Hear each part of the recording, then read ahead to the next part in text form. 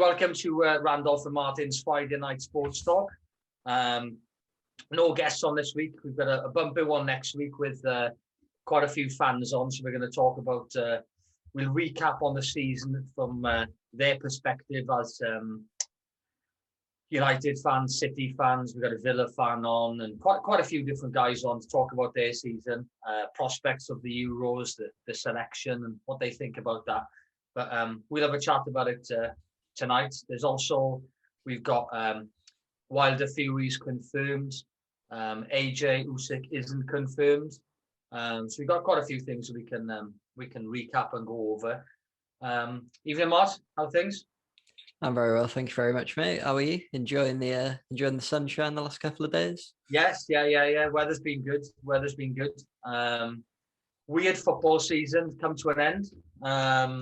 Obviously, the Euros are coming up in a few weeks' time for the country fans to get behind the teams that they players that they hate in the Premier League. Now they're going to start supporting them for 4 or 5 weeks. If we start, we obviously Premier League, Man City champions, deserved champions for a team that have played most of the season without a striker. Yeah, definitely, I'd say so. Just the run they put together from, I think when they had the crisis meeting around December, January, Guardiola gathered all the players together, had a bit of a chat about what was going on. I think they did have a game or two in hand, but they were rocking around 7th or 8th or something. Just the run of form since then that they put together to sort of get top and stay top. And, by the end, they were quite a fair few points clear of United, and no one really, no other side really put anything like that together to win. They did go out and spend as usual, but it's Man City, that's going to happen. But Diaz has been such a crucial signing for them, probably signing the season in the Premier League, or, he'd be in the shortlist for it, you'd say. They struggled last year with the title defence, with the lack of depth at centre-back. They've gone out, they've addressed that. You look at the defending champions, Liverpool, they had their own issues at centre-back this season. They tried to do what City did last year, playing midfielders in there. It didn't work for them. They've salvaged 4th place at the end of the day, but not the best title defence. I think you can make the case for a few teams maybe having a better season than City in terms of the size of the club and what they've achieved. If you look at, not to be derogatory to West Ham, but if you look at them sort of managing to get into Europe after their last few seasons, I think David Moyes just about kept them up.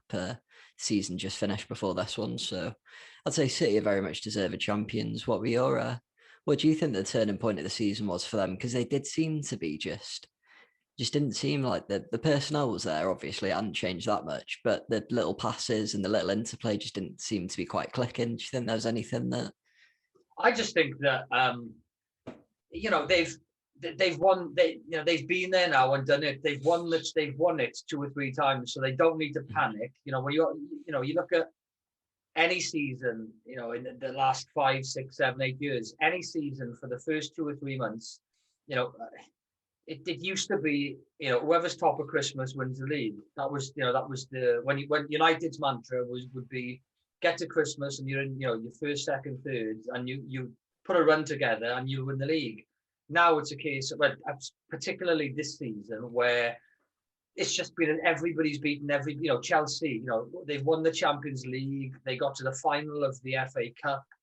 And then for a team like that, you win the Champions League, but you lose 5-2 against West Brom, who've gone down. So there was no rhyme, no reason for anything in this season, apart from you can see that the Premier League is very strong because Chelsea City Champions League final, United get to the Europa final,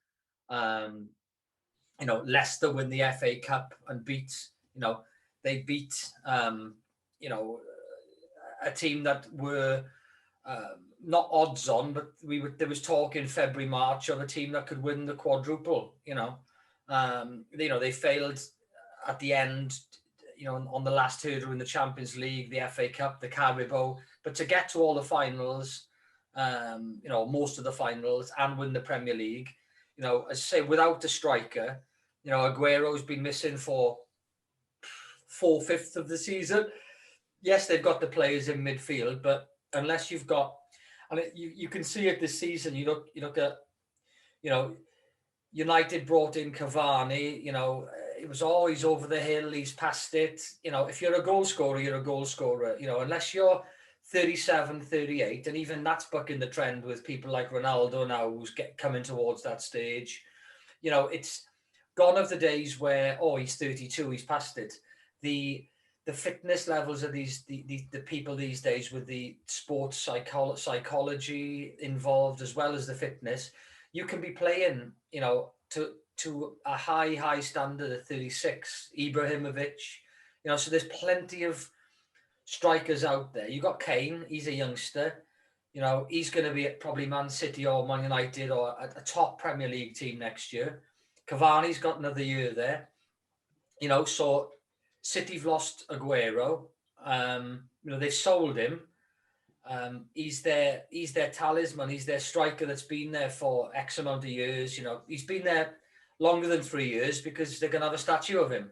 I think that's the prerequisite. So,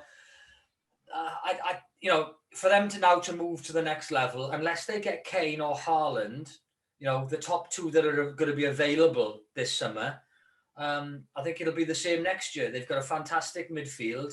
Sterling can't hit the barn door with a banjo. He's not a striker. He's gone. He's not even first choice these days. With, you know, good. You know, look at the start. I know he used to start in the starting lineup for the Champions League, but when you look throughout the season, he missed lots of games by non-selection. You know, you've got Gundogan. He's in and out. He's very good German international. Foden, starter for England all day long. You know, you mentioned Diaz. They got Laporte and Stones. So they got three centre-backs. I was listening, just going off topic slightly, and we come on to it later. I was listening to Southgate earlier, picking 5 right-backs. And he was, you know, but what was it? Trippier has played. You know, he's a right. Atletico, yeah, but he's a right wing back as well as a right back. And he was like, Kyle Walker has played in the centre back. So you look at the England, those 5, they're like makeshift players, whereas playing in different positions if there's injuries. Whereas you look at Man City, you've got Stones started with Diaz. So you've got Laporte as a backup who's world class. You look at their right backs and left backs, they've got, you know, as you mentioned, Kyle Walker, Cancelo, Zinchenko. Zinchenko, Mendy. Mendy's still there. You know, so they've got 4 £50 million purpose-built left and right backs. So there's 7 players there that play in one position only. They don't change around like the Liverpool team this year because of injury. You know, when you're playing in a position, that's your position. You know, if you're a right centre back and you're playing with your left centre back week in, week out, you know exactly what they're doing. So now these guys, they're set there in stone. So their defence, you know, next year is only going to get better. And when you look at the midfield, they've, as you said, you know, we didn't mention De Bruyne there. You know, probably I think Diaz has won one Player of the Year this year, and he's on the cards for the other one as well. And then, but you got, you know, Foden, De Bruyne, you know, Fernandinho played in the Champions. There's just so many. Jesus up front, but they haven't got a striker. So whether it's Messi, whether it's Kane, whether it's Haaland, whoever they bring in, it's got to be a worldie to replace Aguero. My only other thought on that is Aguero for the last 2 years. Yeah. I'm finishing in 2 years. I'm going to go back to Argentina. I'm going to sign for Boca Juniors, my hometown. And he goes to Barcelona. What's all that about? I don't know. Maybe you just mentioned Messi coming to City. Maybe that's their last big throw of the dice to try and keep Messi there, get one of his international teammates. I want to say they're friends in some capacity as well. I don't know how true that is, but, you know, they're international colleagues. So I imagine there's something there.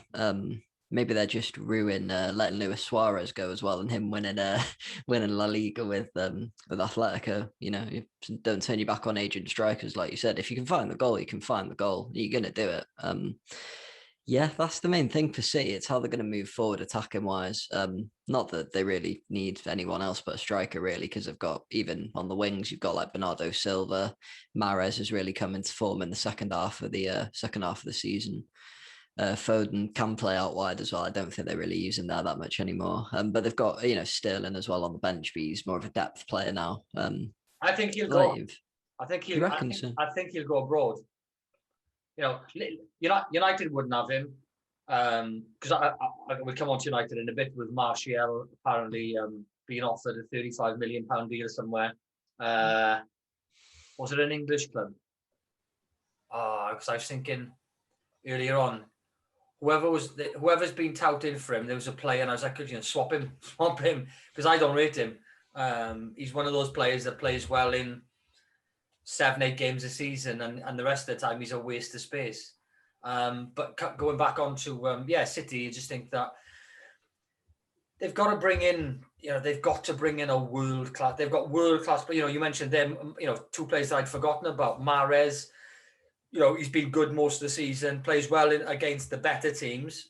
What was the other one that you mentioned there in the middle? Bernardo Silva. Bernardo Silva, world-class player before he came. Player of the year last year, was he? Or yeah. Oh no, it's Henderson. He's one of the player of the years, I think, or maybe the title they won it. But fantastic, like you said.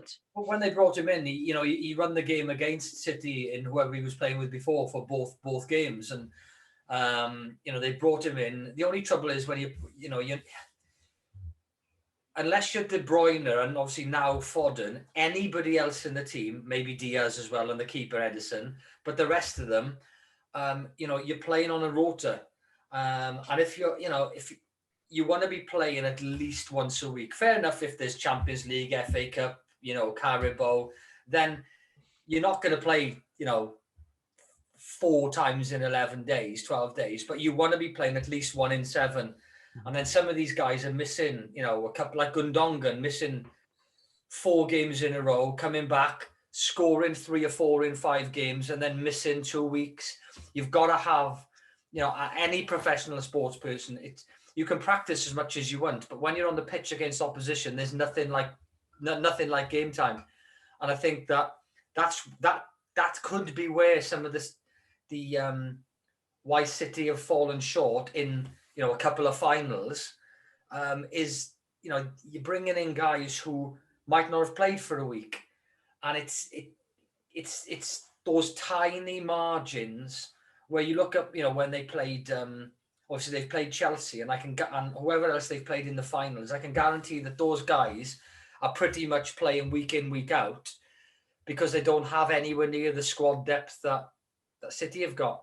And that rotation, it's good for resting players. Rest them in the Carabao Cup, in the Nothing Cup, maybe even in the first 6 rounds of the FA Cup.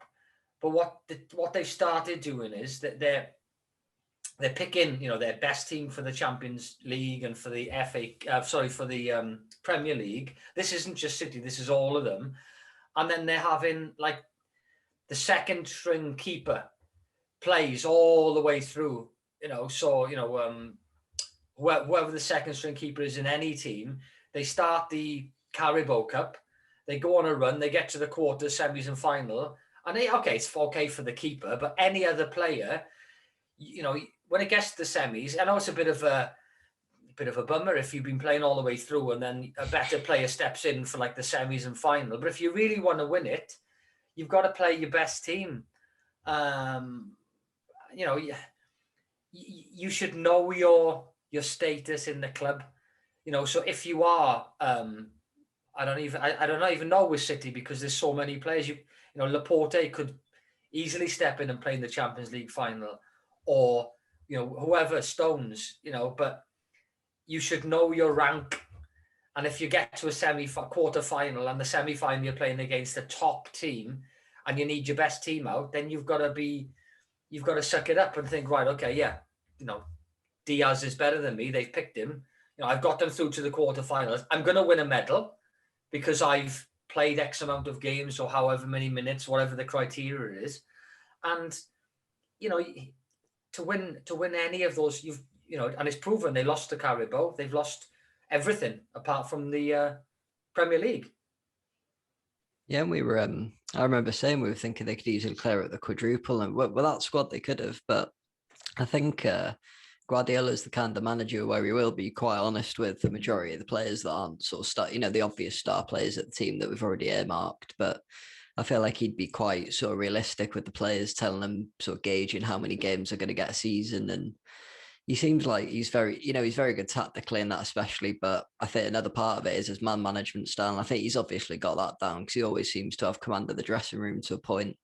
There's, they do go on runs of form where they're, they had a poor run of form this season, but I think a lot of sides did, to be honest with you. Going back to what you said before about like sort of having a bit of a run in the team to, I think that might have been some of the cost in the Champions League final. I don't know how many changes they made, but I think there's quite a few players that they'd rested for the week or the Premier League game the week before, so they'd obviously be fresh. But it's like it's that balance between wrapping them in cotton wool half that, or do you give them 20 minutes at the end, or do you want to risk them picking up a muscle strain and not being in training all week? But yeah, I think when you've got basically two players apart from maybe the goalkeeper and the striker in every position that would walk into most Premier League teams, most teams in world football, you could even say maybe apart from a handful of the other elite clubs, if you want to put it that way. So that's just why they're clearing up most of this. I mean, I know they only won the Premier League this season, but I think at least the semi-final of every other competition, maybe it was the quarters of the Carabao, I can't remember. But that's just, but if you've got that money to invest in the squad, you can do that. And that's what they've done for, but there was a time where it wasn't working as well. They were putting a lot of money into signing these expensive players and they weren't quite getting the results. And it's taken them, 12 years maybe since the group from the Middle East came in and took over from to even reach a Champions League final, not even win it yet. So, there's still work to be done. Striker, like we said before, could be a key piece of that. Can't really think of any other positions, mate. I've heard rumours Fernandinho might be maybe not on his way out this year, but next year. So obviously they'd probably earmark a replacement in advance for that. I don't know if Guardiola sees Rodri as someone who's going to grow into that position.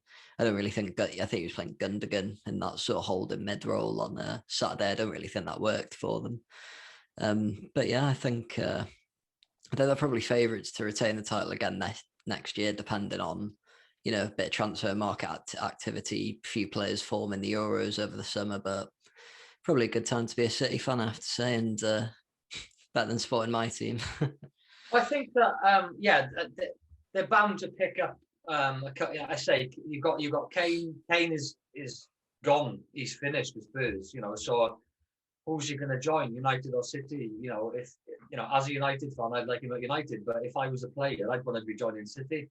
They've got the best players. He's shown his allegiance to Spurs. He stayed with them a lot longer than what he should have. Haaland has said he's going to make a decision after the Euros, but money talks, and you want to be playing in the best league in the world. So I don't know. I just think that they've got. I think Guardiola made a mistake. I just think that he made a mistake with. You've got all those finals. I know that he rested a few players at some point in the last 6 games of the Premier League because they lost a couple or drew a couple. They had a few poor results. But it's when you look at rugby, when you look at the British Lions and they play, a few weeks worth of games on Wednesdays and Saturdays to find their best team. Before they play the test matches against South Africa, which is coming up in June, July, and the coaches are there and they're looking for the best, the best matches. When I mean the best matches, I mean the best, what's the word? Combinations, combinations, pairings in centres, on the wing, and scrum half, outside half, and they're looking. Whereas, with 10 weeks to go, City had won the league, so. Why not look at something like, right, okay, we're playing United, Chelsea and Arsenal in the next 8 weeks. And in the other, few weeks we're playing whoever, Palace, West Brom, blah, blah, blah. So why not just change the teams around to find out in game situations what the best pairings are, on the wings and the centres, as in centre mid. The backs kind of take care of themselves, even though there's a lot more a competition now on, the left and right backs. But as far as midfield is concerned, he's got so many players. Which ones, click together, like Foden, De Bruyne, or Gundogan and Sterling on the right? What's the best combinations? And then you're gradually building it and building it and building it until you get to May, when you've got all the finals, and then right, okay, that's the team for the finals. Anything else, and there's this, you've got 3 finals and probably 2 or 3 very tough games in the Premier League. That's the perfect team. That's our best team. That's the 5 games, and you're pretty much looking at once a week. A hard Premier League game, then a Carabao Cup final. A hard Premier League game at some point during that week.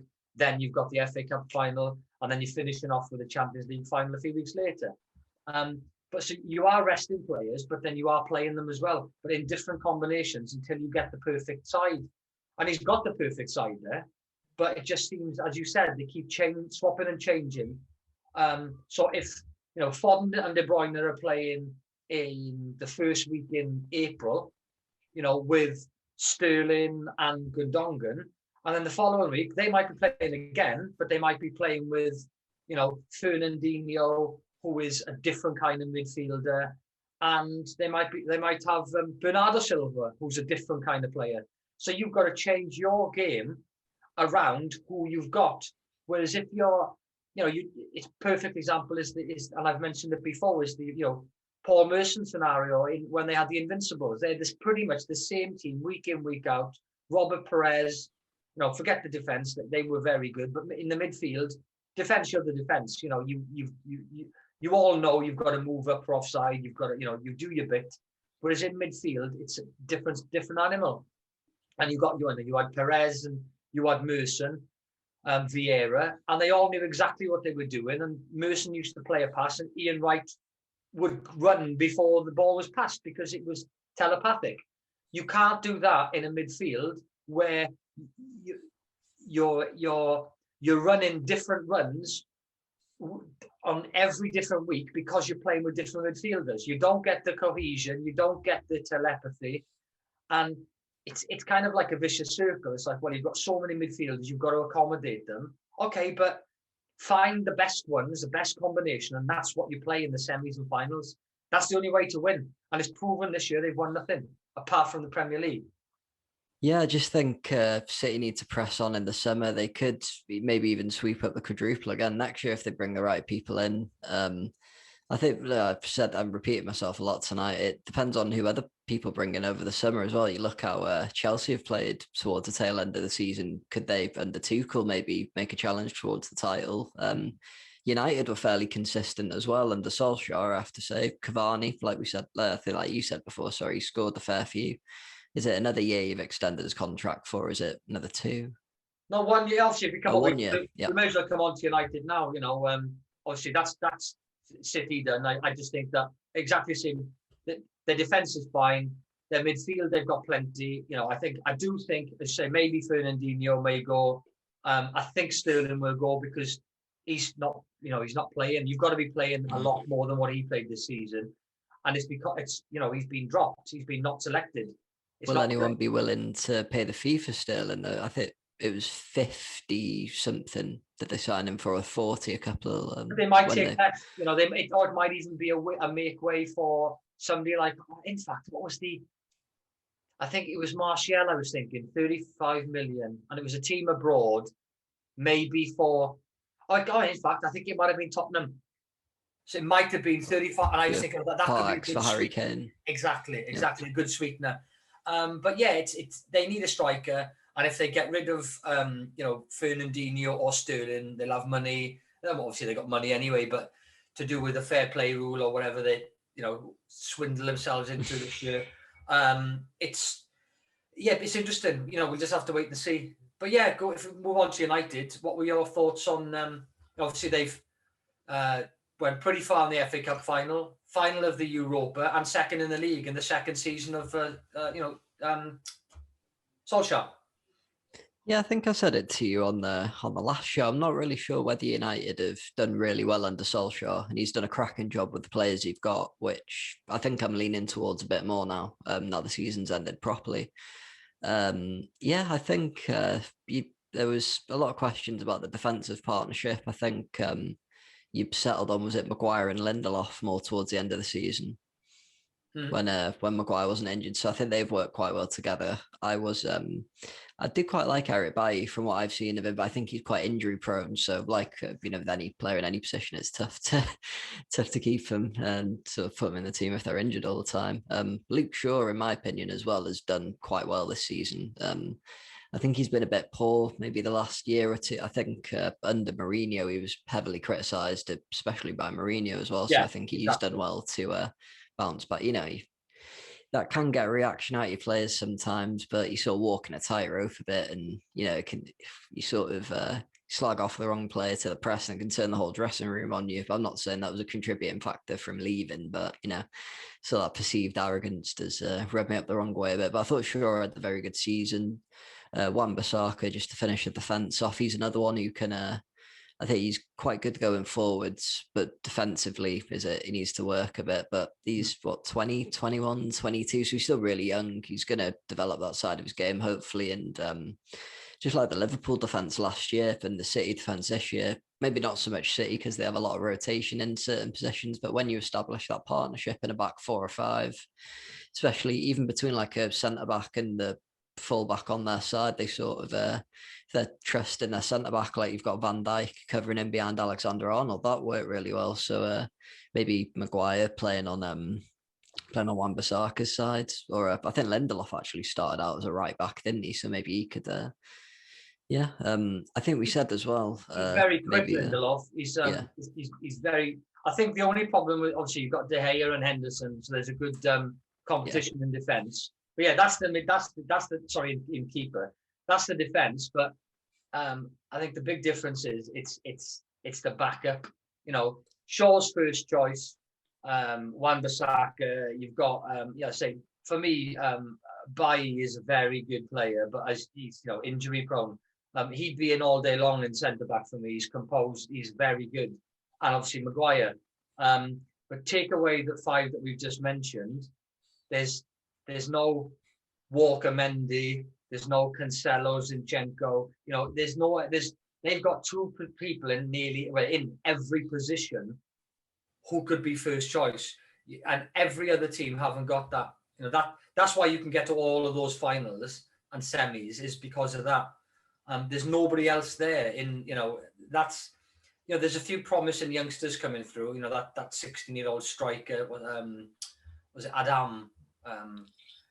He's come on a couple of times and he scored a goal, and and there's quite a few good 16, 17, 18-year-olds coming through, which is excellent.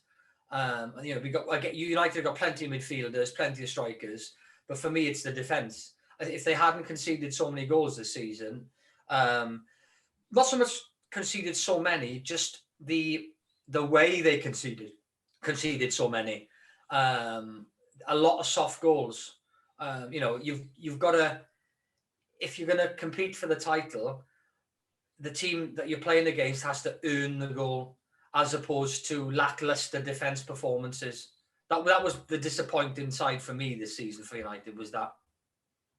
Yeah, I think I can agree with you that with my team as well. We've conceded a lot less to goals. For your guys, do you think it was some of the mistakes creeping in for De Gea again? Who would you be looking to start next season in goal? I think he redeemed himself a bit. He's for me, he's never been a great keeper. He's a good shot stopper. Was it stats him like he'd saved 1 in 36 penalties, and I don't understand why. I know that Solskjaer was on about bringing Henderson on for the penalty shootouts because his penalty record is much better. And I've seen De Gea in a few finals, and he doesn't save penalties. But he's a good shot stopper, close range. He's a decent keeper. But Henderson, he's young, and he's got a lot going for him. And if when you're the understudy of the Spanish international, who has been there established for a lot of years now, when he first came, he was like a sought after, world-renowned keeper, and United did well to get hold of him. So to keep hold of him for this long, well, Real Madrid have been knocking on the door for 6 years. You've got to give him some allegiance, you've got to, stick with him. But yeah, it's a bit of both. I don't mind both. Two very good keepers vying for that top spot. But defensively, we need, a centre back with Maguire who, is on the same level as the City guys. And we need backup left back and right back. Who can be fighting against. Obviously we've got Telles now. He looked really good until he got injured the season just gone. So we'll see what happens with him. But then midfield, we got plenty of named midfielders like Pogba, McTominay, Matic. Matic, it's a difficult one with him because he played really well at Chelsea. He was like their linchpin, but he's kind of a nothing player at United. I don't know what to say about him. It's a tough one. He's very good, but you need to pick him for certain games to say, right, okay, this is your role in this game. But when you're playing against this team, you can't play because I don't know. He can play against certain formations, but then he's not very good playing against other formations. Like when you've got a team coming, I don't know, like a Leicester, when you've got Vardy, in a Joe, when they got them coming at you at pace, he's slow. He needs to be to give them 3 or 4 yards. He's not a.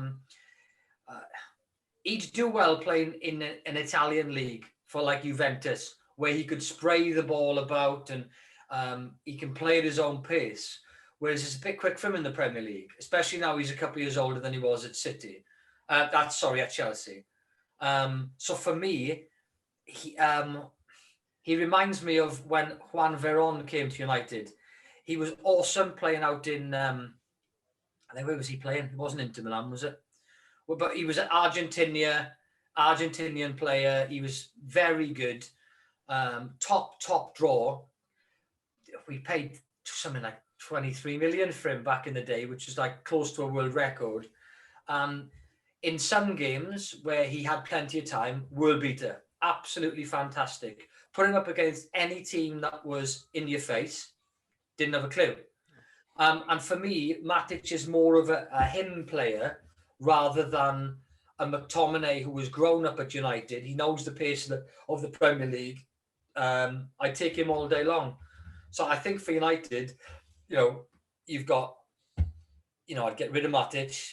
I'd get rid of Martial, bring in a proper striker like a Cavani who's a workhorse. He earns his money rather than like a petulant teenager who, you take his Xbox away from him because he hasn't had a game. I just don't like the guy. I've never rated him. But, the future's bright. There's a lot of youngsters coming through, but I would definitely wholesale changes, get rid of 3, 4, 5 players. Can't think of a few others. Not sure about Lingard, whether to leave him at West Ham or because he's been omitted from the England, so wasn't good enough to be in there. There's talk of Grealish going to City as well. But I, spend some money, get rid of the deadwood, where you'll get some money for it. But you need to be bringing in, if you want to be competing next year, if you're not going to get Kane and he goes to City, then you've got to go out and get Haaland or Messi. Ronaldo, there's talk of him still. So unless you're bringing in 2 or 3 marquee signings, it's going to be City's year next year again, for me. Yeah, no, maybe with what you just said about Ronaldo, maybe it would be the right time to bring him back to the Premier League. Since he's left, and I think in the last 3-4 years of his career, he's been playing more centrally as a striker, and he's still knocking the goals in. And maybe he couldn't do it for 38 games a season anymore, but 20, 25, 30 games, I reckon he could do a job for United, even, through injury, for example. You're having to use him out wide occasionally. I think maybe he'd be the one to go with Cavani. Even sort of if you're desperate, you could throw them both up top together if you're, if you're lacking a goal to go out in the Champions League. Because that's the other thing. I think we were in the group stages of the Champions League last year, and then you came out. I can't remember, this was a whole season ago, or did you start in the Europa League? I don't think last season we were in the Champions League, were we? I don't think. No. So, you're in the Champions League this year as well. So you are going to want to sort of press on, have the squad depth. It depends who you get in your group as well. Draw's not going to be for a few months till they've sort of the qualifying rounds out. But I think definitely for me, maybe sort of a sort of higher class, sort of holding deeper midfielder playing the Matic role. Like you said, very good player, been fantastic for Chelsea. I think he was partly responsible for why their midfield had so much room to be creative when they had like Mata and Hazard and a few other players like that. He did a lot of the legwork getting stuck in, and he's a bit younger. He would have had a little bit more pace. He was never known for breaking a sprint record or anything, but I think Martial going as well, that wouldn't be a bad move. You paid quite a lot of money for him. Was he 18 or 19? He was really young when you got him from Monaco, wasn't he? Yeah. And probably, if you get 35 for him, I think you paid about 30, 35. So you're balancing the books on the transfer fee. He hasn't really, I think he won that Golden Boy award that you meant to go on and be like one of the next elite players. And he hasn't really pressed on, unfortunately. So it might be a good time for him to move on. Team like Spurs might even suit him with their style of play.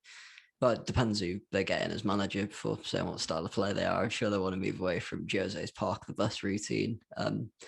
But yeah, a few good signings for United. I think they're definitely going to be contending next season, but whether they're putting a real challenge on really depends how big a check the Glazers are willing to write in the summer. So you'd like to think with all the criticism of greed amongst the ownership and that in the last couple of weeks and months that they're going to actually try and make an effort in the windows and be like, oh no, we're going to spend your money on players, not just on our salaries, and diverting it into other shell companies, and in Arsenal's case, building shopping malls in St. Louis. But yeah, I think United could be a contender next year, but like we said, it's just a few signings they need to.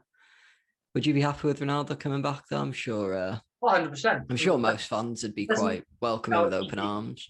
He's the model professional football player.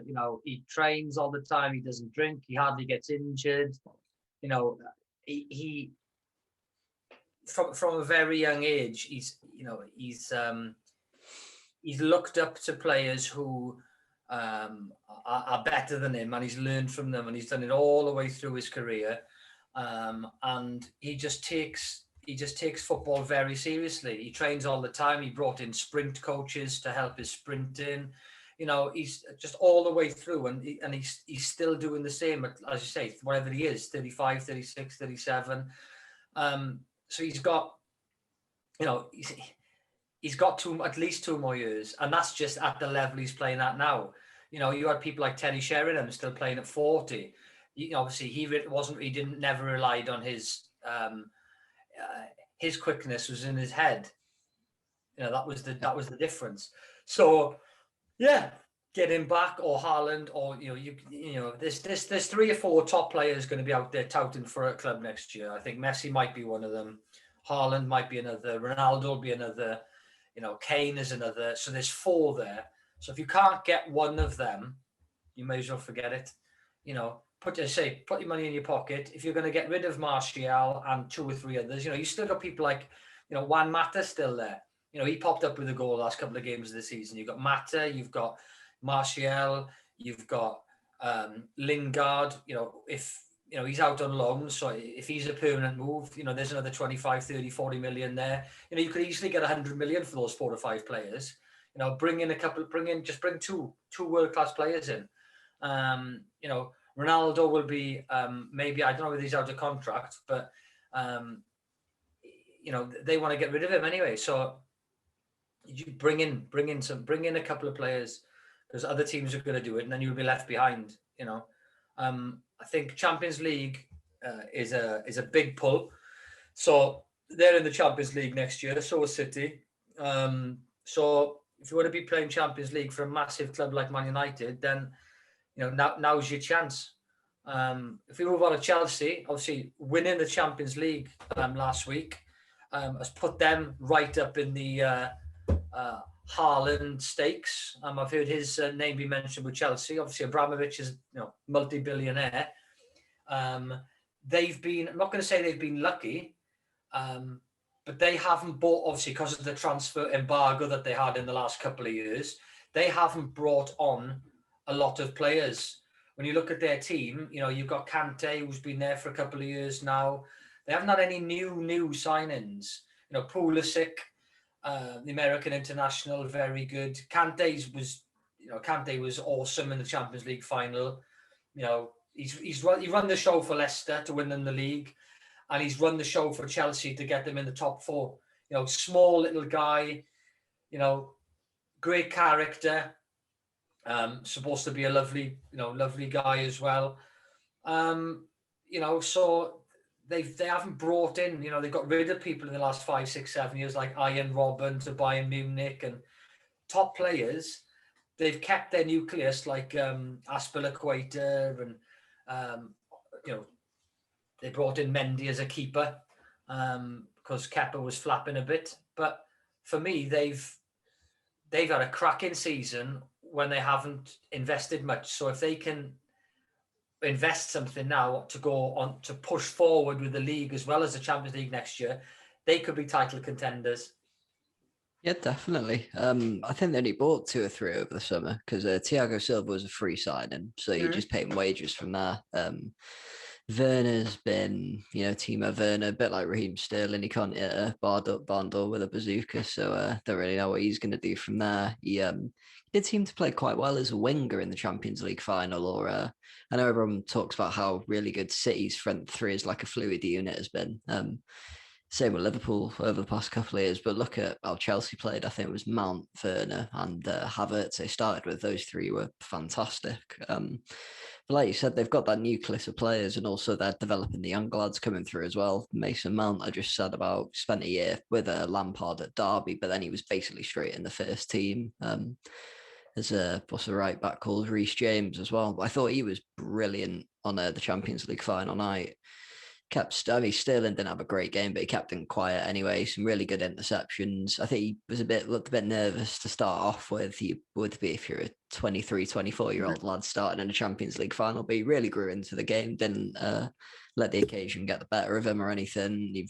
What you want from a wing back. You want him to be solid at the back and break forward. It's exactly what he was doing. I think Havertz as well. He's when he's not been injured and he's not been suffering from long COVID, which is quite unfortunate in your first season in England, I think he's been fantastic. It was a Carabao Cup game, and I think it was a Championship team or maybe even a League One team. He scored a hat trick in one of his first few games.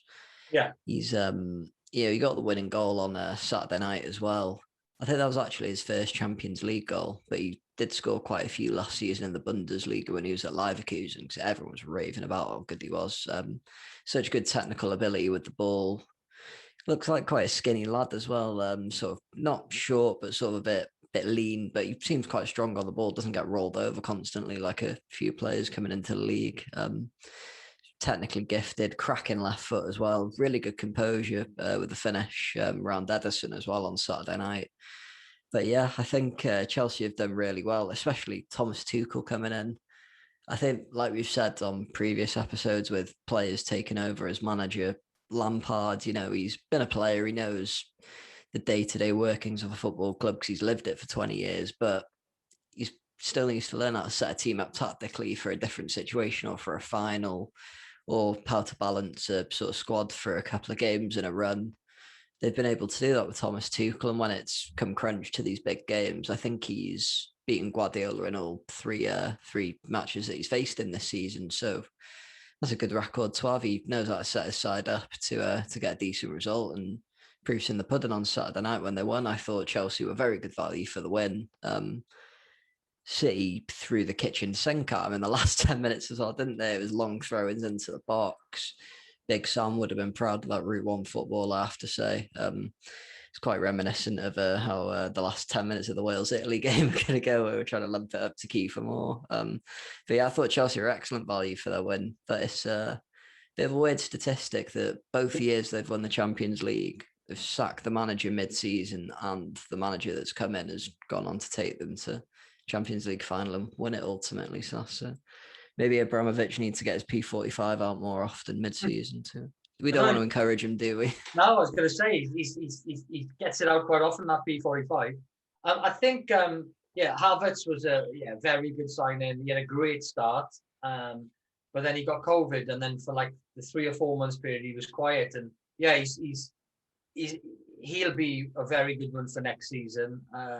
Billy Gilmore, who was injured for like nearly a whole season, he's just started coming back and played the odd game middle to the end of the season.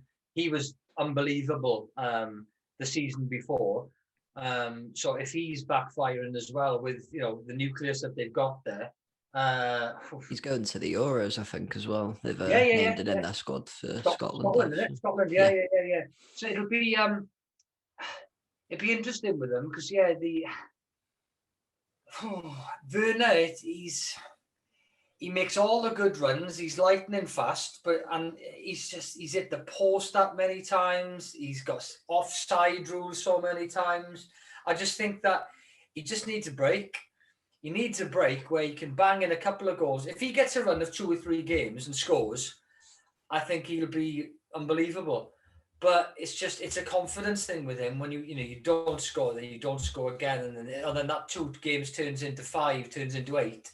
Then it's like, oh Christ, is he ever going to score? That's his problem. So if he can start next season with a bang, I have no idea who they're playing in the first 2 or 3 games, but once they just get a run of 2 or 3 games, and he could be scoring 30 goals in a season because he makes the right runs. He's quite quick enough. He gets into the right positions, but he's just been really unlucky.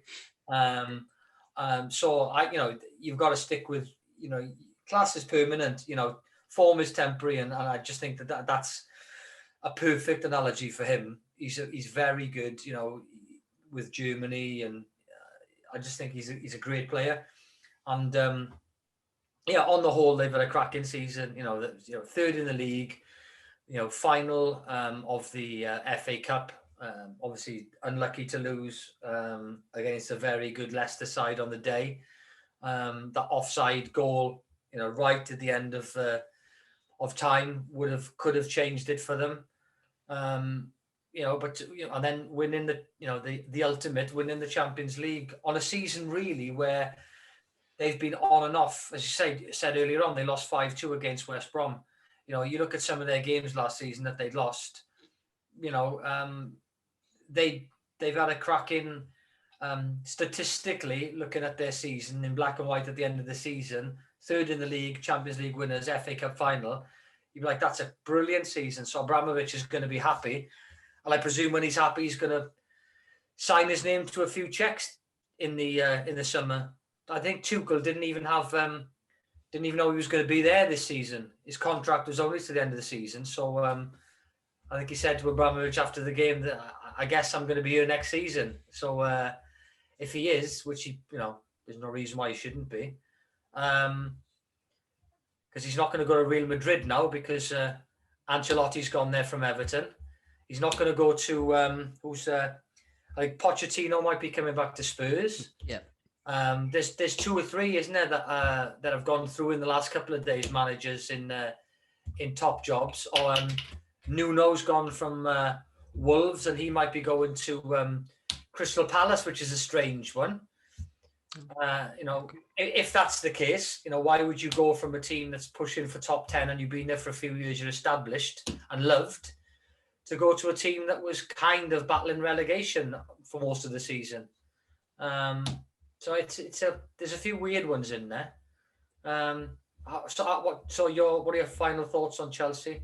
Obviously for their season overall. Yeah, I think overall they can be really happy with it. Like you said, 3rd place, Champions League, Cup final. You can't really argue with that, especially changing your manager mid-season. I think, I don't really know many Chelsea fans, but the perspective I was sort of getting that this year and maybe last year, they're sort of part of the process of a few rebuilding seasons. But I thought they did some really smart business in the summer. Obviously, we said Werner, Silva. I think Ben Chilwell was brought in fairly recently as well. He's looked better towards the end of the season, I think we can say.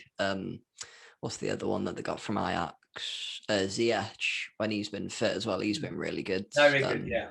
Another really good technical playmaker. So they've got those players, and they've already got the nucleus, like we've said, Kante, Jorginho. They've got sort of players that can play in a back four or a back five. Mendy's nailed down the number one shirt now as well. Kepa, I don't know. I think he's probably just happy playing second fiddle at the Champions League winning team. I would be, I'll tell you that. But yeah, I think Chelsea, it's going to be them, United and City contending for the title next year. Maybe add Liverpool into that mix if they get their squad back fit, maybe add a centre-back and a striker. But I think overall Chelsea can be really happy with their season. You wouldn't not be if you'd won a Champions League. I don't think not that I've ever experienced that with my teams. But obviously over on to Liverpool, they came fourth. They scraped into fourth position and won nothing else. I think they've I don't know the name of the guy.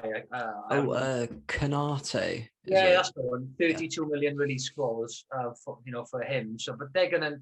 For me, they've had a poor season. Liverpool, they scraped into fourth, and for me, I don't think it's the wrong word. Scraped into fourth. I think the teams that came fifth, sixth, seventh, and eighth from February to April, they've been really poor. To let Liverpool into fourth, where realistically there's been teams there, Everton, West Ham, Villa, Villa lost Grealish, and Everton and West Ham have let Liverpool into fourth. Realistically, they should have ended up seventh or even eighth, because the teams that are below them, if you look at their run from say February to April, compared to what they did from August through to February, they've had a poor 2 months, which let Liverpool in. Liverpool didn't particularly play well in February, March, April, but the teams that were above them were dreadful. As one example, I looked at it in roughly February time, and like Everton and Villa had 2, or even one of them had 3 games in hand, and they were a point behind. So they were, and then they lost those games, the extra games, and lost against teams that were way below them. They've thrown away a Champions League spot there, especially West Ham, and obviously Leicester. So for me, it's been a really poor season. If you're champions, you've got strength in depth. You can't say, oh God, we scraped into fourth, we've had a dreadful season because we've lost Van Dijk. So, okay, you've lost your best defender, but what about Mane? What about, Salah's had a decent season, but you've got Mane, you've got Firmino, you've got Keita, who was like whatever he was, 30, 40 million. You've got Henderson. Yeah, but he's been playing centre-back. Okay, so why haven't you got another centre-back? Oh, Matches has been injured. If you're champions, you should have 2 players in each position.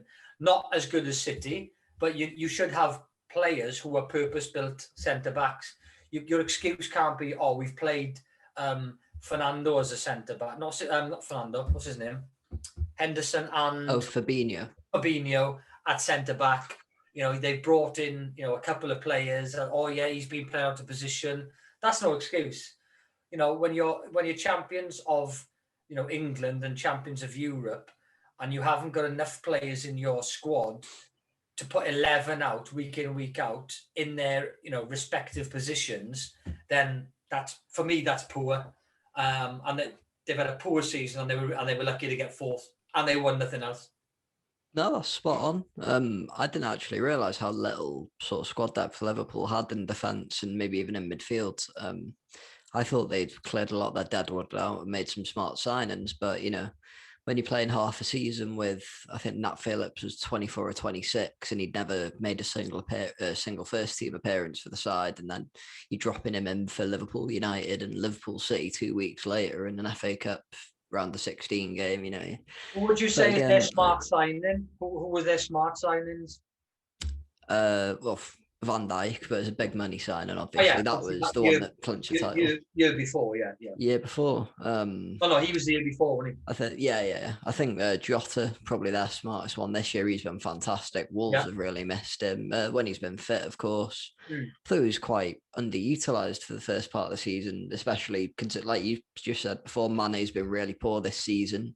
He's usually guaranteed to get you at least 15 goals, maybe 20 if you had assists, and he's guaranteed to contribute quite a lot to your side. Firmino, he doesn't get a lot in the way of goals and assists, but sort of his work rate and his build-up play, whenever I watch Liverpool, it didn't really seem to be there this season. I'm not going to hash out the, poor sods, they were tired excuse, because I know it doesn't wash on you, and I'm starting to get a bit more cynical in my old age, so I don't, the professional athletes, they shouldn't be moaning about getting tired over the course of the season. I think the midfield as well, they've had a lot of players who've maybe been made to look good by other players in the team, such as Wijnaldum. He's gone, He's gone. Yeah, he was out of contract, so he's not there anymore. But I know he scored one of the ones against Barcelona in the Champions League run they had when they won it. But I mean, they signed him on a relegation clause from Newcastle. He's always sort of been, when I've watched him, a bit part player and never really done much. And then you expect him to step in for Jordan Henderson, who was player of the season last year. It's not going to happen. No. It's like trying to dress a donkey up and trying to ride it around the Olympics and hoping for a gold in the equestrian. You're not gonna get it. I think they've got some good young players. Yeah, Cater as well. He's been. A lot of Liverpool fans aren't happy with him from what I see on social media, so he could be out in the summer. Would you say he's paid off his 30 million? Loads of money. He was loads of money. I was like, I looked at him. He looked very good in his previous team. He was in the Bundesliga, I think. Wasn't it was Red Bull Leipzig. Yeah, he looked really good, and he was scoring goals. But again, it's a different kind of league. Yeah, the hustle and bustle of the Premier League. Yeah, I just didn't. He's done nothing. He's done nothing for his price tag of whatever. He was big money, and he's done absolutely nothing. For me, the player you mentioned, being underutilized is Shaqiri. When he plays well. And he did well. Was it Southampton he was at? Oh, Stoke. Stoke. He was at Stoke. Yeah, no, it was fantastic for them. Played well for them. Played really well in the last Euros, and he's been underutilized. Like you say, Jota's played. Jota's their signing of the season. He's played really well, scored goals, got injured, which is unfortunate. But apart from him, there's no standout. Salah scored his 20-odd goals. Whatever he scored, he's a good, very good player, class player. Class diver as well. 10 out of 10. Tom Daly. But apart from those two or three, they've been poor and lucky to be unlucky. Leicester, really, they were there all season, Champions League, but it's unfortunate for them. But they were deserved winners of the FA Cup. At least they've got something out of the season, and a good send off for Wes Morgan to come on with a few minutes to go. Looked like. When they came on, they looked like they'd taken a local bodybuilder out of a competition and stuck him on the field for the last 5-10 minutes. But not really happy for Leicester to win that. So they've got the FA Cup and the league now in under their belts in the last 5 years, which is more than they've ever done in their history. Overachieved big time. When you think of what they had Drinkwater, Kante, who else did they have? Harry Maguire, Mahrez. They had a very good side, which has been dismantled by the top Premier League teams in the last 4 or 5 years, and they're still there with pretty much Vardy and Maddison as their linchpins. So they massively overachieved. Schmeichel in goal, 2 unbelievable saves in that second half of the FA Cup. Out of this world. One was Mount. He pulled it back from about 8 yards and rifled it into the corner, and just a superb save. You know, he was all, you know, so you've got a great keeper and you've got a good squad to be, you know, fighting for Champions League and to win the FA Cup. I thought they were superb this season. They did really well. Just unlucky they didn't get Champions League. What are your thoughts on them? Yeah, definitely. I think maybe even the season since they've won the title, Leicester have been really, really good. They've just put consistent results together over the course of each season. They've recruited quite smartly. I think we've said that basically every episode we've spoken about them, or West Ham or Villa, but they're one of the sides that's recruited really well last summer. And I don't really think they bought anyone in January, but they've lost players over the years, but they've replaced them. I know a lot of sides haven't done that. You look who they've bought in defence. Castagna, he had a fantastic season with that. Was it Atalanta? They got to the quarterfinals or the semi-finals of the Champions League that year. I think it was the quarterfinals, the year before they bought him, I should say, sorry. That Fofana, that young lad, he's really good. They bought Soyuncu in a couple of years ago, the Turkish fella. He's they had a brief spell out, well, not brief spell, he had a month or two out injured, but he came back. He's looking really solid. That young English lad, the fullback, James Justin, that's his name. I think they got him from Luton or somewhere like that. They're just really smart with the players they bring in. The midfield as well. You've got Tielemans, you've got Ndidi, Maddison, of course, like we said. Dennis Pratt, I think they play more as a winger sometimes, but they've got a really good balance in the whole squad. They've got, you know, different types of players who can set them up with a back five or a back four.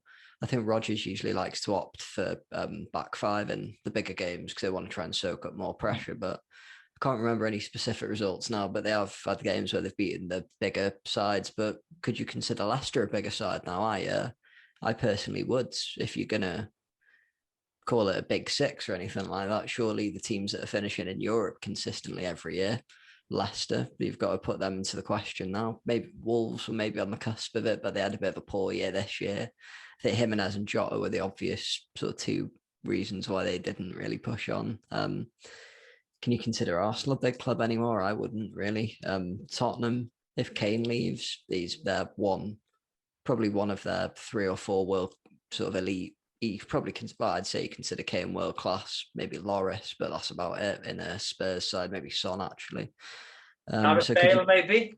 Oh, well, he's not staying, is he? Ancelotti's going back to Madrid, so looks like Bale's packing his golf clubs up and he might be retiring. He might be retiring, and he's on about retiring, maybe.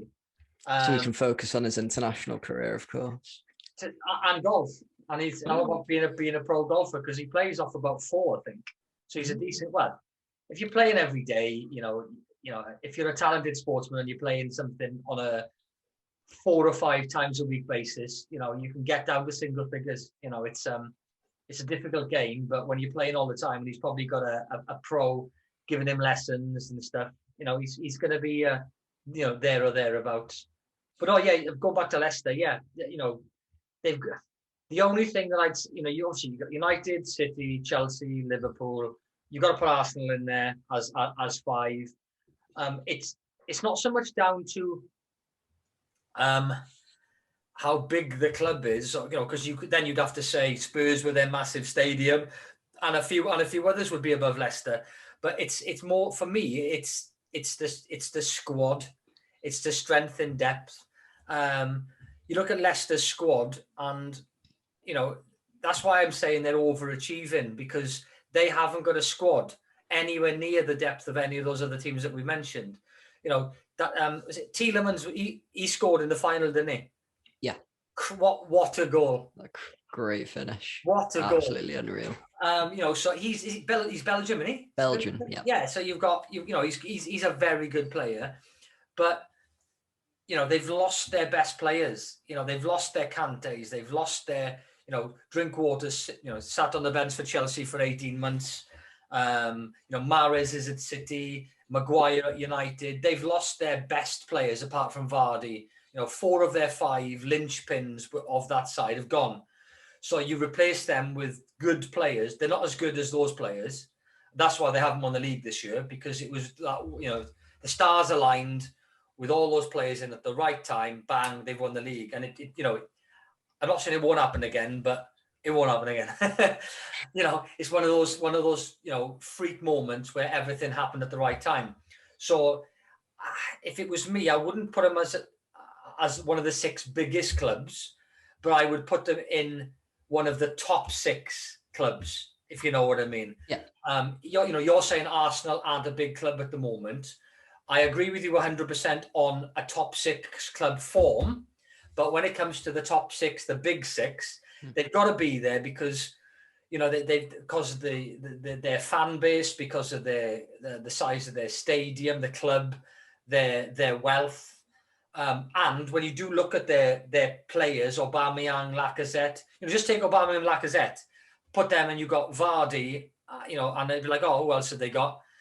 They've got Pepe has come on leaps and bounds. We mentioned he wasn't playing very well, and he's popped up and scored 3 or 4 goals since. We spoke 2 or 3 weeks ago about him. So, they only need to tweak a few things. We'll come on to Arsenal in a bit, but for me, there's the top 6 and then there's the big 6. And for me, they can be completely different. Yes, you've got United, City, Chelsea, Liverpool, top 6, but big 6 at the moment, when you look at squad depth, they're nearer the bottom of that 6.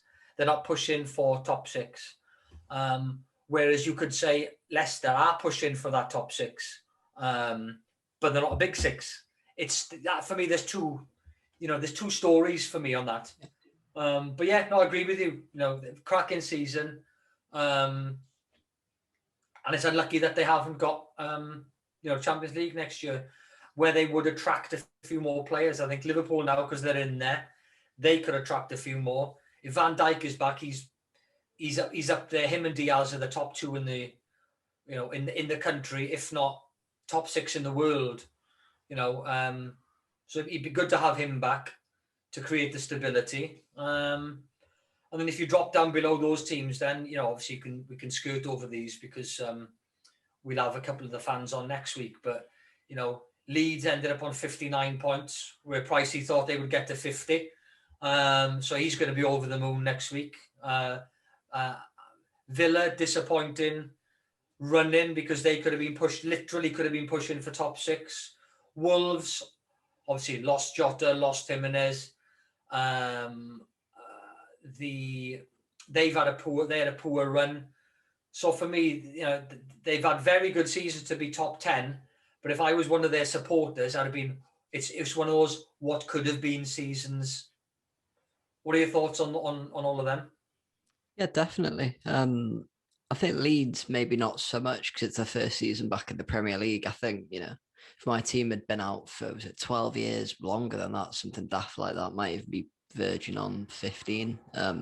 You'd just be happy to be back and not be fighting relegation all season. I think they've come up and they've played the right way. They've not tried to sit back with 5 defenders and 11 men behind the ball. They've gone out and tried to attack, and it's cost them some games where they've lost 5-4 or 3-0 or got absolutely played off the park. And you can beat the high press, you can get in behind, you can have a field day on your opposition's goal. But I think they've had probably obviously the best season out of all the promoted teams, because I think 2 of the other ones went down, didn't they? Bielsa's been nominated for manager of the season as well. He's an absolute dynamo, an absolute maestro, as we spoke about when Wayne was on the show. Even Guardiola said he probably thinks he's the best, if not one of the best coaches in world football. Says it all. Wolves, we've said before, losing Jimenez and Jota is unfortunate, but that probably cost their season for them. I don't know who they're going to get in after Nuno, actually, because he'd brought him up from the Championship, hadn't he? And so he'd been there for maybe 4 years at this point, maybe even 5. So that's in modern football, that's quite a long time to be in charge of a side, especially in the Premier League. So who would you be looking to get in? Yeah, it's quite a big blow, because I think with a lot of the players being Portuguese as well, and him being Portuguese, I think the owners are too. So Portugal feed a team. Is that going to disrupt that somewhat? Are they going to look to bring another Portuguese manager in? I don't know. I have no idea. Good point about Leeds. Wayne's going to be ecstatic. You don't expect to win anything, but you expect to be mid to lower, whereas they've been mid to higher and to end up on 59 points when you're pushing 40 points, 40 points, 40 points, you get to the 40s, they got breathe a sigh of a sigh of relief, and then you keep pushing. And when we looked at the run-in for Leeds back in February, they had United, Chelsea, City, probably Liverpool, Arsenal. They had a horrendous last 6 or 7 games. And, we pointed out last week, they pretty much won or drew all of them. So they've had a fantastic season. Wolves, don't know. It's a tough one. I think next season will be a building season for them. This season was more of a get to your 40 points and survive and be fantastic. We've done well to get above that. But they kind of petered off from March, April. So I think that next season will be a building season for them. They're going to need to invest, bring in 4 or 5 players. But crucially is a manager. They've got to bring in somebody that's established who can. Yeah, I think when you look at clubs that are not United, City, Chelsea, unless you bring in somebody, a perfect example would be Ancelotti at Everton. He's a big name, and if he wasn't there, do you think they would have ended up having, Richarlison and James Rodriguez come across from Bayern Munich? Not a chance. Not a chance. So, I'm not expecting a massive name, but you're going to need somebody there. They're not in the Champions League. They won nothing last season. They've done well to stay top 10. So really, you're going to have to entice somebody with, an idea of this is what we want to be bringing to the club next season. You bring these players in and, you're going to be, a manager of a top 10 team in the best league in the world. So for me, I wouldn't be looking at people like, I don't know, or anyone, Eddie Howe, Sam Allardyce. I'd be looking at a European name who Europeans know. Where's Joachim Loeb going now after finishing at Germany? Where's he going? There's going to be a bit of a managerial merry-go-round, and they're going to need to be looking at bringing in somebody from Europe. That would be my take on things. What about yourself? Yeah, I feel like definitely European manager would help bring a few more named players in. Did it with them not playing in Europe this year though? Will they really be able to bring a few more of the names in? I guess a lot of players do want to play in the Premier League, but they've gambled on a few. I don't mean big names because they're not in the Champions League. But if they brought in Fabio Silva, a 17-year-old Portuguese, going to be a wonder kid international. They've paid 25 million for him, whatever. So if they can bring in another 1 or 2 of them, potential players, if you're potentially going to be world class and you could bring them in at 17, 18 to a club who are mid-table, even though you're only going to keep them potentially for 2-3 years, then that's the kind of player I mean. Yeah, you can still get the rewards off them for those 2 or 3, 4 years as well, can't you? The only thing I was going to say about Fabio Silva, I don't really think he's done that much this year to justify the fee, really. I think it'd be quite difficult for the lad because with the Jimenez injury, it was basically all on him until January. And he didn't play. They managed to. For the first 6 weeks, he didn't play much either, And they had to bring some reinforcements in January as well, didn't they? Yeah. There was Willian Jose from Sociedad, and I think they brought another striker in, but Daniel Podence, he's been quite an interesting signing for them. I think he was Olympiacos, one of the Southern European sides that plays in the Champions League every year, but never really gets past the groups, and then ends up kicking Arsenal or Leicester or Wolves out of the Europa League when they get relegated into it. But I think maybe a defender to shore up their centre-back to shore up their defence a bit. Connor Cody's obviously probably one of the first names of their team sheet every week. Willy Bolly's a really solid player as well. I don't know if, for my liking, Saiss is as mobile as I'd want for a centre-back, but he seems to do really well when he's in the middle with a Neves or Moutinho, so maybe I'd move him up. Then they've got Johnny Otto coming back from injury. He was fantastic. So it was him and Doherty when they first came up, going down either side of the either wing back. Then that Nelson Semedo they got from Barcelona, he started coming into it a bit more in the second half of the season. I think he scored his first goal as well in the last couple of weeks. So right when I transferred him out of my fantasy team, of course, which is typical. Midfield wise as well, they've got the good players in there. Like you were just saying before, Ruben Neves is one of those players I think could truly be elite. He's so good. He's so technically gifted. Absolute rocket of a shot. Really good sort of defensively as well. He does sort of sit a bit deeper and sweep up, and he a bit like a quarterback in that sense. So he's spraying it about. He can smash it through the middle if he needs to. He's got a bit of grit to his game as well, which is good to see for a younger player. I think they broke their transfer record for, oh no, it would have been Fabio Silva probably now, but I think they originally smashed their transfer record for him.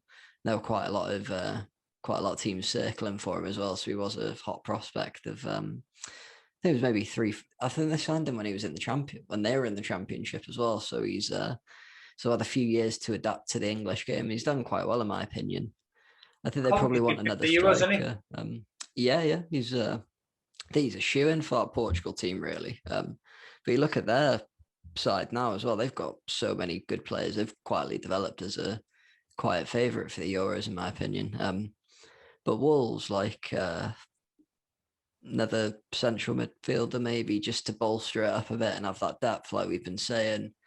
Another centre-back to bring in, maybe even a bit younger player from on the sides in, I don't know, maybe... I can't think of any names right now, but I think they need another centre back, maybe another winger as well, or another striker. Probably a striker, considering they've got like Traore, Podence. There's another Portuguese winger they've got. I can't remember his name, but they've got a few players for every position. But I think maybe one in attack, one in midfield, one in defence. That'll give them really. But again, they're going to be, if they want to bring a half decent name manager in, they're going to be paying quite a lot for his wages, you've got to imagine. So that might be a chunk of the budget. Depends how much they want to spend on 3-4 players as well. If they've got 100 million spare, because they're not in Europe this season, so you lose a bit of money for finishing a bit lower in the table. Are they going to have any outgoings in the summer? I don't think they're one of the, apart from Jota and Doherty, have they really lost anyone from when they were finishing 6th and 7th? I can't really think of any. I think the side's just aged a bit. Yeah, they've aged and they were unlucky with a few injuries, But yeah, it's you've got to keep up with the times. So you've got to invest a bit. You've got to get back into to be a top 10 side next year. You've got to move forward. It's the same in anything. It's the same in any sport or in any business. You've got to evolve and you've got to move forward. If you stay static and you rest on your laurels, then you're only going to go backwards. And that's the same in any team. When you look at the bottom 3 that have gone down, was it Fulham? Fulham went down in the end, didn't they? Yeah. Fulham, West Brom, they don't buy.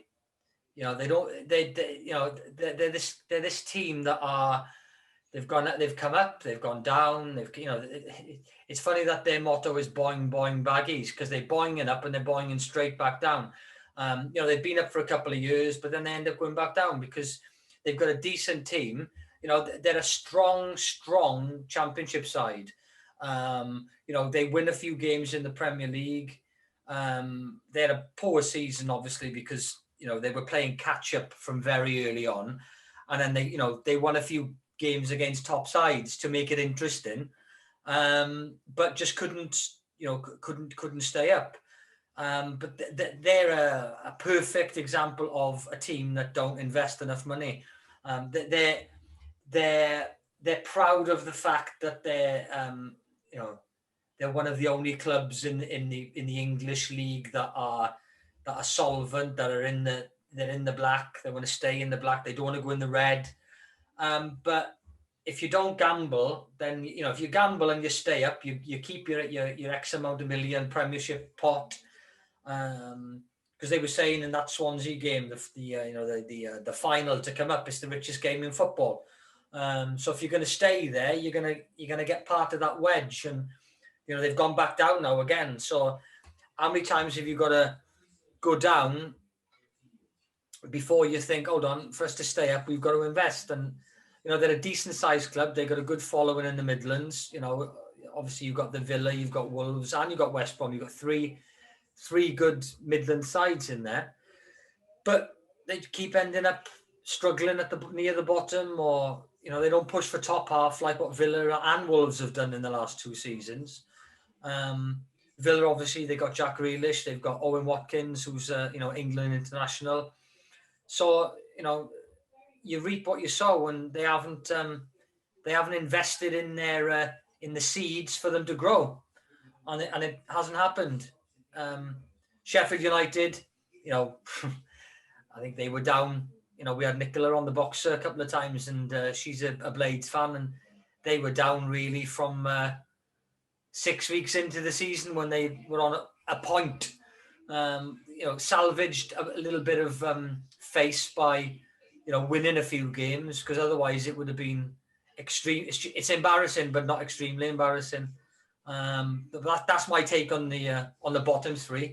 What are your thoughts on them? Yeah, summed it up as well as I could, to be honest with you. A couple of years ago, when I think it was the first time in a while they got back into the Premier League, Fulham did absolutely splash the cash. I think it was 120, 140 million, something daft like that in the summer. It was like Luciano Vietto, Andre Schürrle. I think they paid a lot of money to loan Sergio Rico from Bilbao, or he was at one of the Spanish sides, or PSG, or they paid a lot of money to loan him. Like John Michael Seri, that Ivory Coast midfielder, they paid like 20, 30 million for. So, I think they won the playoffs that year as well. Richest game in football, 178 million, 176 million, something like that. They're a London club as well, so they can attract sort of players to come and live in the big city, the capital of England, the premier city of the UK. So it's a hub of everything, isn't it? So they've got that going for them. But yeah, they're just a good championship team playing like a really good championship team playing in the Premier League, which is a bit weird, because when I started watching football, they were sort of quite a consistent mid to lower mid-table side. They'd do well. They had Louis Zaha on the books, Edwin van der Sar, Clint Dempsey, good few players, playing in London as well. So you get a good crowd come in. You have a fair few local derbies. I think the big rivals were Chelsea, aren't they? So that'll always be a big game. They're probably going to be one of the teams that will be in contention to come back up again next year, but you could probably say that about probably not the three of them, maybe not Sheffield United. Depends on, because I think they're managerless now at the moment, aren't they? So it depends who they get in. Did feel a bit sorry for Chris Wilder, but it wasn't working in the second season in the Premier League. It worked in the first season. You had sort of Bramall Lane roaring you on for the 90 minutes, and I think a lot of sides just found Sheffield United out this year, and they didn't really recruit that well. They signed Ryan Brewster. And what's he done? I think he did a year on loan at Swansea last year. He was okay. He scored about 10 goals in maybe 28, 30 games, something like that. A bit longer season in the Championship, of course. But he's a young player playing in a league down. You expect, he's on Liverpool's books. You'd expect him to excel in the Championship, and he didn't. So I thought it was a bit of a strange signing, really. McGoldrick I think they left it too late to really conduct any business. They signed that Sander Berger. He's the one big signing they had, but I think that was January not the season just finished, the year before. It was like January signing. Apart from that, though, I can't actually think of I think they bought Mousse in from Bournemouth the year they went down, but that's 2 years ago now, it must be. So they just haven't bolstered the side any to deal with those injuries, and they had a lot of injuries to that back line, I think. Is it Baldock, Egan? Can't remember the other player's name, but that back three, and then the two wing backs alongside, and they were so solid for that first season in the Premier League. And if you have injuries to that, like we were saying before with City, Liverpool, Chelsea, you build the partnerships and training, and over the course of the season, if you've got some guy that you've occasionally played with in training, sort of in you're just not going to play as well, are you? West Brom, the last one I haven't spoken about yet. Like you said, the Boing Boing Baggies, they're a bit like the Midland version of Norwich. They just keep going up and down. They're happy to collect the parachute payments. But again, I think when I started watching football, they had a good 8 to 10 year run in the Premier League, and they did all right. They had Kanu, the old Arsenal player. He did okay for them. I think they got Lukaku on loan for a season. He was firing him in. I think it was one of his first years at Chelsea. They got him. There was Peter Odemwingie, who used to haunt my dreams. He always seemed to score against Arsenal, and he was willing to drive 4 hours to try and be his own agent in transfer deals as well. So that's always an interesting character. That was hilarious. Yeah, he's in that's one of my favourite deadline day stories. We don't want you, and then he had to travel back. That was brilliant. Yeah. I think he heard a rumour on Sky or like BBC 5 Live that a club wanted to sign him, and he just went down. I'm trying to think who it was. It was a long way, wasn't it? So it would have been. So it was West. If it was West Brom, was it a London club? Was it somebody like Spurs or Arsenal? It was a big side. Maybe even Chelsea. It was a big side, and then it's like nah, and then you had to travel back, didn't it? How embarrassing! Walking in to the Hawthorns on Monday morning after, being spotted in your car, like O.J. Simpson going down, traveling down the M1, like O.J. Helicopters above this, Peter Odemwingie. He's driving to his Premiership death. Incredible. That was fantastic. That was great. But yeah, it's they're down, and we'll have to wait and see. But yes, it'd be interesting to see. It's always good to see the transfer window in the summer, but I think there'll be a few big signings this year because it's one of those where, there's money there now. People are desperate to get back to the stadiums, and I think there'll be a lot of some of the big clubs in the Premier League looking to attract big players. It's going to be a different season next season with hopefully, fans back in. So yeah, it'd be good, exciting few months. If we skirt onto the Euros for a bit, I'm looking at obviously the England side was announced today. To be fair, not really any standout surprises for me. To be fair, I don't know what your take on it. On the Pickford, Henderson, and Johnson, and any others who you would have thrown in the mix there that would be disappointed. Oh, really? I think Pope was injured. Excuse me. I think that's what I was going to say. Nick Pope's injured. For me, he'd be my first choice. Yeah. Maybe with Henderson, not with Pickford. I don't rate Jordan Pickford really, to be honest with you. And Sam Johnston's had quite a good season considering he's in that West Brom side. Yeah, I'd be happy if I was any of those three goalkeepers going to the tournament. Who would you be? I'd probably be starting Henderson personally in that situation. Who would you be? Same. You'd be happy if you were Sam Johnson, if you conceded all those goals and you've been relegated to be picked for your national side. Good on him. Pickford, again, a good shot stopper, but it's one of those keepers where there's always a mistake. It's like I don't know. Who could I? David Seaman. Okay. David Seaman, very good keeper. For Arsenal, won everything with Arsenal with their back, with their back four. But you see, there's what was his name? He was playing. Naheem chipped in from 40 odd yards. You had Ronaldinho when he was playing against England, hit a free kick from 35 yards. If you're a world-class keeper on the top of your game, nobody should be hitting the free kick from 35 yards, catching you off guard in an international, in a Euro or in a World Cup. Well, it must have been a World Cup because it was Brazil. So there's always a mistake in Pickford. It might not happen today, it might not happen tomorrow, but at some point in a crucial game, you're expecting it. Where I think Henderson is very reliable, so we'll see him at United next season, and it might be a little bit too soon to throw him straight in because there's not a lot of game time to evaluate. But we'll see. We'll see. Midfielders, Stones fantastic at City this year. Maguire up and down, but he's a good player. Walker at City, decent season. Chilwell, very good season at Chelsea. Luke Shaw, Reece James, very good seasons. And then the ones Connor Cody, good season. Trippier, to be fair, Atletico Madrid, I haven't seen much of him this season, so I don't know. And then you've got Mings, and you've got Alexander Arnold. I don't know. Those would be the ones who are my eyebrows have come up for. Yeah, Alexander Arnold, world class. Last season when you're playing alongside world class defenders, but when you're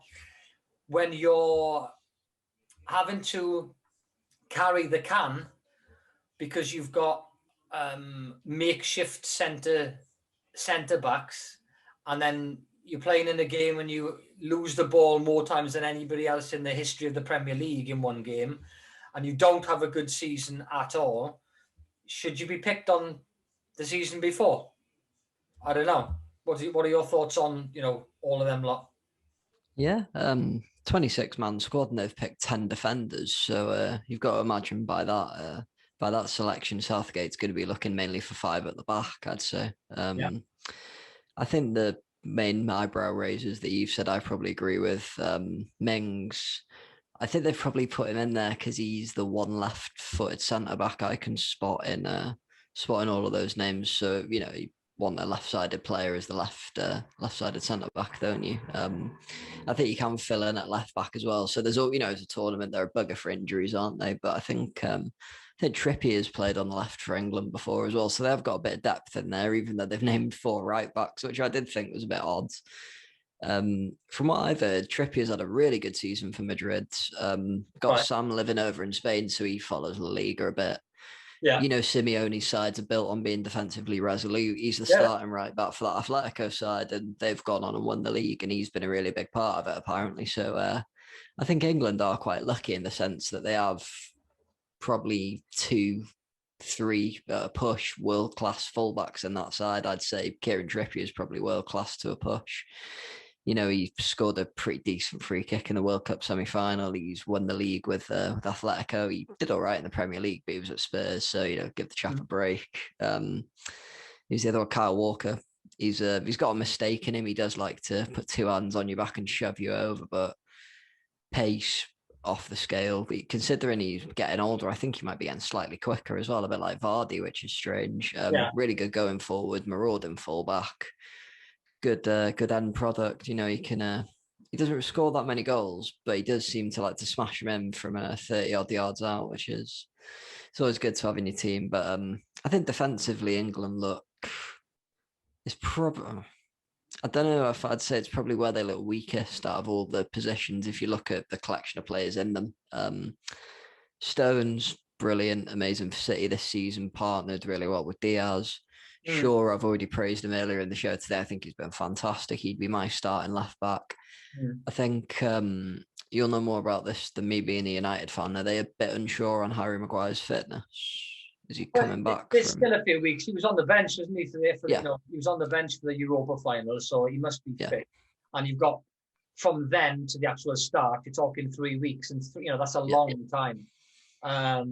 Stones, Maguire, Walker, and Shaw. For me, that would be the back 4. And then knocking on the door, you've got for me, Chilwell and Reece James. The others would just be backup. So you've got Arnold, Mings, Trippier, and Cody. They would be they're in the squad to be there. But that would be mine.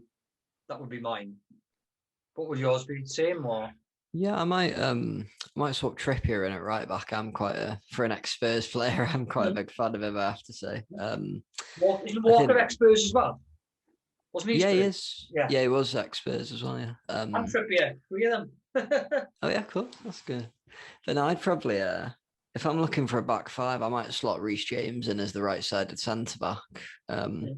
Tyrone Mings has been good for Villa this season, but I think he does struggle sometimes when he's playing for England. But it is a step up international football, isn't Yeah, it?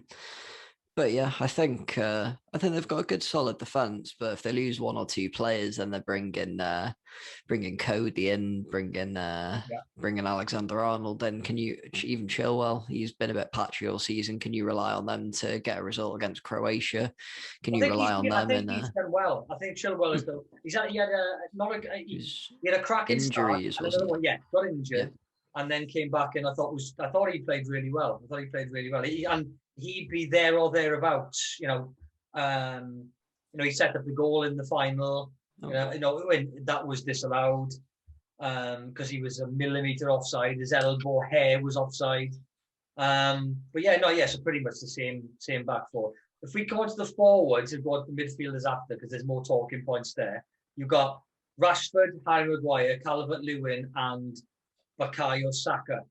So it's Kane, and is he going to be solely up front?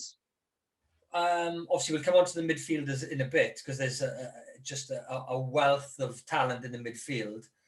What are your thoughts on? That's a pretty weak four forwards there, isn't it? Really, compared to you take other ones, Alan Shearer, Lineker. You've got Harry Kane. Rashford for me is as a United fan, he's had a poor season. He scored a few goals, a few assists, but he's done more for mental health and child poverty this season than he's done in a United shirt for me. Yeah, he's done very well leading the opposition in the House of Commons this year, I have to say, since no one can find Keir Starmer anywhere. He's on Piers Morgan's Life Stories tonight. Oh, God. They found him. Name two people I don't want to get locked in a room with. Bloody hell. So Harry Kane, he's your captain. He's going to start. Be silly not to. I think Calvert-Lewin's in there as well. He's good start to the season, dipped off a bit, started scoring here and there towards the end of the season as well. Not as good as he was at the start of the season. So I'm trying to think who's in England's group. It's Croatia, Scotland, and someone else.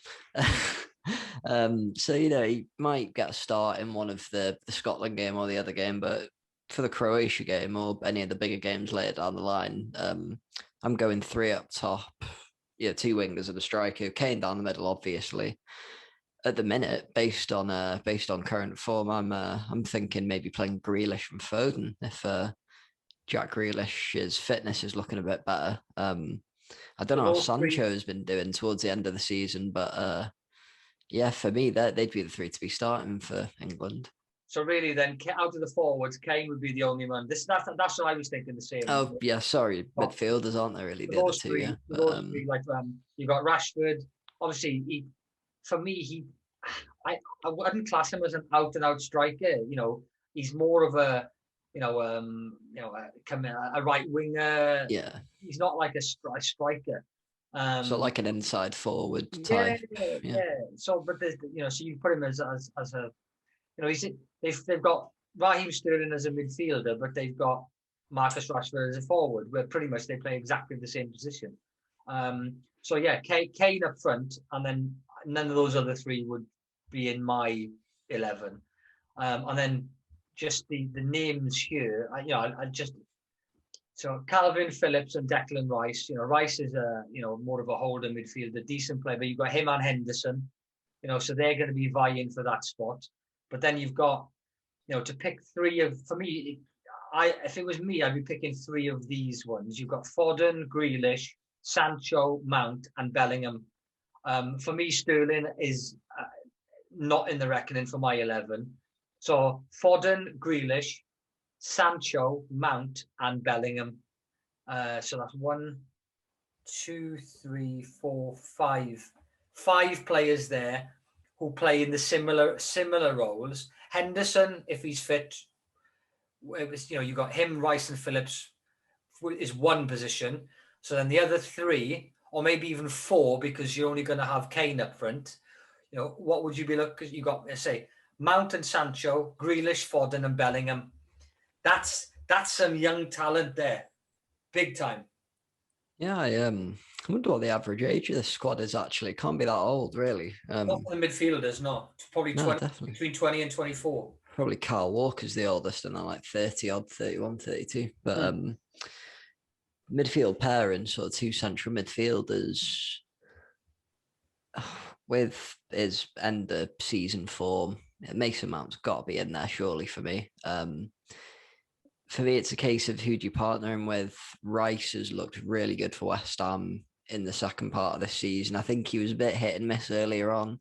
I think maybe Souček was putting the performances in and he was getting by a bit more quietly, but probably, even though he hasn't played that much this season, he has had a few injuries here and there. I might be looking to start Henderson with a Mount in the middle, maybe. If it's a 3, for example, let's hypothetically say they're playing with a 4. Maybe you could have Rice and Henderson, but I think I was listening to a bit of Sky Sports News today. They were talking all about the England squad selection for hours until the build-up. I think it was Darren Bent that was on today. He was suggesting that he doesn't like England playing with 2 holding mids because they're too negative, not really sort of passing quite laterally and then trying to lump it forward to Kane to win flick-ons. And so do you want Rice and Henderson starting together? Would someone like Bellingham be better as the box-to-box player because, a bit younger, technically gifted to the gills, very world-class talent at 17, is he? 17 still? He might be 18 now. I don't know. It's crazy. So he might be that extra spark in midfield to drive England forward. But do you want to throw a 17-year-old into the first or second group game against Croatia where there's going to be a lot of pressure on? I think it's at Wembley as well. So there's going to be playing in the Bundesliga for Borussia Dortmund, with Sancho, in front of a ridiculous German crowd week in, week out, where the pressure's on. So do you know if he's starting a lot of games, Bellingham? I don't really. Well, he played the Bundesliga. Played in the Champions League, didn't he? He played in both games of the Champions League against Man City, which is the biggest games you're going to get. So he must have been doing pretty well in the Bundesliga, with Sancho. But then for me it's Henderson or Rice, which is one position. But then you've still, which leaves then 4 spaces left, 3 midfielders and a midfield striking position to, behind Kane or whatever. Because I personally, you've got Grealish. Obviously, you have to see what happens with his fitness. But if he's fit enough, you've got Foden, Grealish, Sancho, Mount, and Bellingham. So you've got 5 there, and you've got 4 positions. Rice. I think Calvin Phillips will just be a bit part, and then you've got Rice and Henderson. You have to have one old head, even though Rice isn't old, but an old head. Who's going to sit back and pull the strings. But then you've got 4 there. I don't think there's been an England side where you've got the, you've in one World Cup you've had a Gaza. He can run at people, beat people. In another you would have had you've got Gareth Bale's done it for Wales. You've got even back when, Dalglish, George Best did it for Northern Ireland. There's not many players about who can beat people. Giggsy on the wing. England haven't had it for a long time. Scholes, Lampard, Gerrard, very good footballers, but they didn't have the flair of a Ronaldinho. You put a couple of defenders, and theirs was passing, engine, scoring goals, running in from depth. England have got Foden, Grealish, all of the Mount, not so much, but Sancho, Grealish, and Foden, they're dribblers. They can beat people. They can do what on a lesser scale at the moment because they're only young to what Maradona can do. What he used to do was beat people, and it's exciting to watch a Maradona or a Gaza. Foden's got that. Grealish has, and Sancho. So depending on how the mix is, whether you put Mount in there as a calming head and let the other 3 run riot, it's exciting to see that lineup of those names there with Bellingham as well. It's going to be a tough. I hope that Southgate doesn't err on the side of caution and just go, right, okay, we're going to have, as you just said, Rice and Henderson in there. We put Mount in there as well as like not so much of a flair player, but a very good player, and then have one of those four. Foden, Grealish, Sancho, Bellingham, only have one of them. For me, whack them all in, apart from one, put 4 out of 5 in. You're going to have your holder. You've got your holder. You only need one holder. You only need Henderson. And then have the others running riot because they can do it. They can do it. Try it for one of the games. They'll do it in practice. They must be playing practice games behind closed doors. And I hope he isn't too cautious and goes for it because it'll pay dividends for me. Yeah, I think with the attacking talent they've got in this England team, it's probably the most exciting they've had since maybe Rooney and that were coming through. I think the English press would be a lot kinder to Southgate as well if he did look to go out and attack this tournament, because I think previous managers, Sven, Capello, I know neither of them were too great, but I think they look to be a bit too conservative in their play, sort of looking for 1-0 wins or sort of getting a goal from a set piece.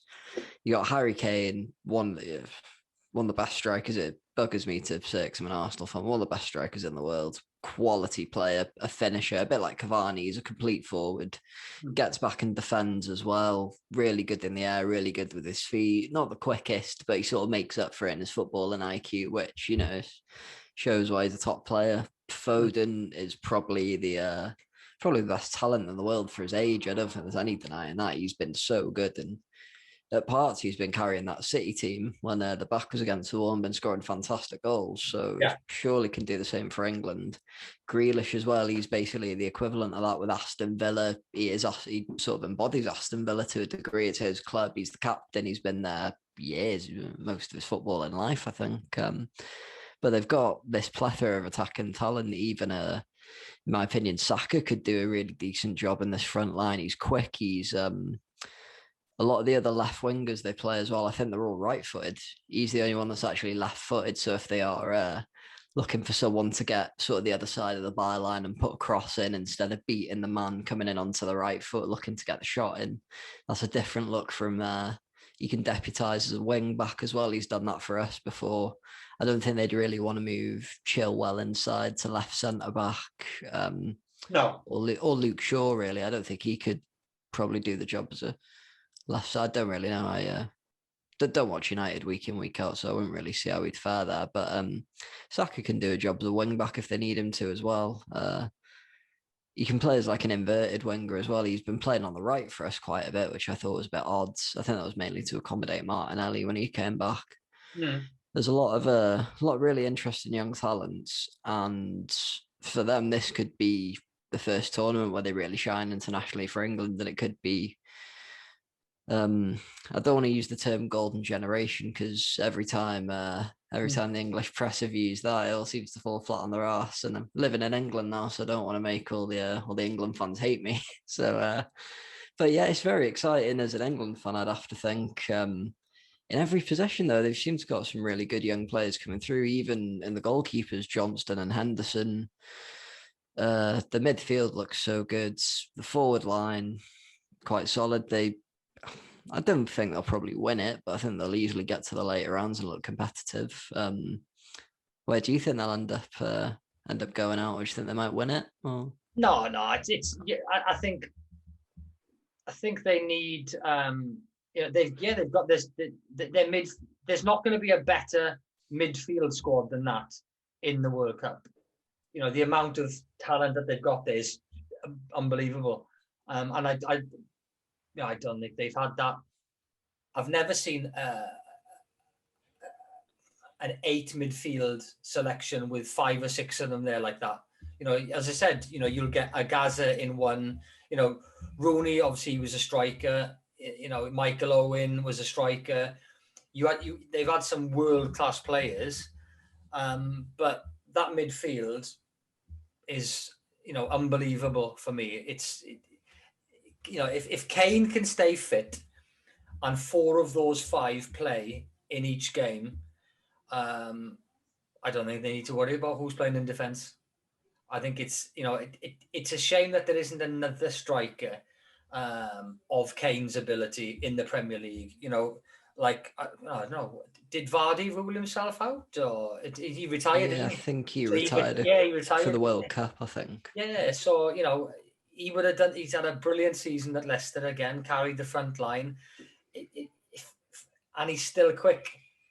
So if it was Vardy and Kane up front with Henderson, and then you're going to have to look at three of those, Sancho, Foden and Grealish, or whichever ones you wanted to put in there, Mount, Bellingham. There's just so many. It would just be a massive headache for Southgate. And yeah, it's a crack inside. I don't know how far they'll go. It just depends on it's who they pick. If you're playing against a team like Croatia, who are a team that are generally hard to break down and a good football inside, then you pick a midfield who's going to try and take you apart. And for me, that would be, a few of those guys that we've mentioned. Whereas if you're playing against a team that's an attack-minded team, then you may need to put in, Henderson and Rice to shore up the defense, and then you've still got 3 or 4 very good players going forward. But it depends on who he picks and who when they're playing against. If you're playing against Scotland, whack them all in. Get a 4-5-0 result. You're playing against players who are mainly in the Scottish Premier League, in a terrible league compared to the Premier League. All of these guys in the England side are playing in top sides in the Bundesliga and the Premier League. They should be head and shoulders above Scotland and be beating them 4-5-0, in my opinion.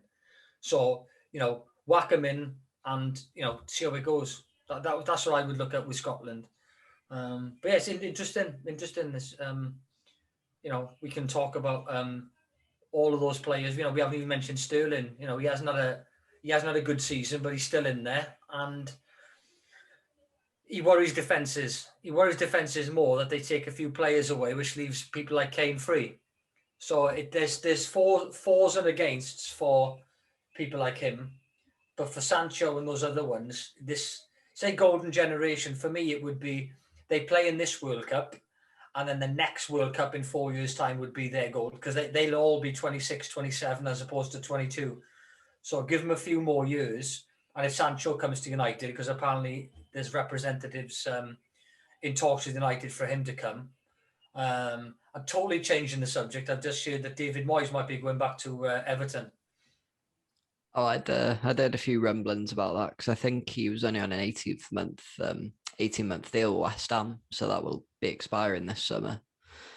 I don't really know who Everton should get in, to be honest with you. I think some people some Everton fans on Sky Sports were saying Antonio Conte. I don't know if that's I think that might be a bit unrealistic, but Moyes wouldn't be a bad sign. And, he's done well at the club before. He got him into, I think, was it the last time they properly qualified for Europe, not just got knocked out in the preliminaries. He got into the UEFA Cup, didn't he? He did well. He's going to be loved. If he went back, they'd be loved. Yeah. Well, even when he left, it was probably, he shouldn't have ever left Everton, to be honest. It was probably a step too far, the United. We've said that before, haven't we? But yeah, it could be a bit of a revolving door of managers this year, because you've got Wolves without anyone at the minute. Crystal Palace. Everton as well. Yeah, Crystal Palace. Hodgson's gone. Everton in the last... last... poor Roy. Gonna miss that guy. Have you seen that press conference he did a couple of years ago where he gets really, really catty with the BBC guy? I think it might be Jonathan Ledyard. No, he does the Formula One, I think. It was on the BBC Sport reporters. He got dead catty with him because he asked him about a penalty result. And I think it mustn't have been given, or the referee must have missed it. And he sort of looks down, looks up, and he's like, Are you serious? Yeah, did you think it wasn't a penalty then? He kind of threw it back at him because, well, I'm asking you. And then he started swearing, and then he goes, do you want to start it again? Do you want to start it again? And he's with his head, isn't he? Do you want to start it again? Yeah, well, I saw it a couple of weeks back. Brilliant. But could be an interesting summer in terms of managers coming in as well. Like you said before, Eddie Howe's vacant. I actually don't think he did that bad a job at Bournemouth with the resources he had. They had 1 or 2 summers where they bought like Jefferson Lerma in, and I think they spent quite a bit on David Brooks from Sheffield United.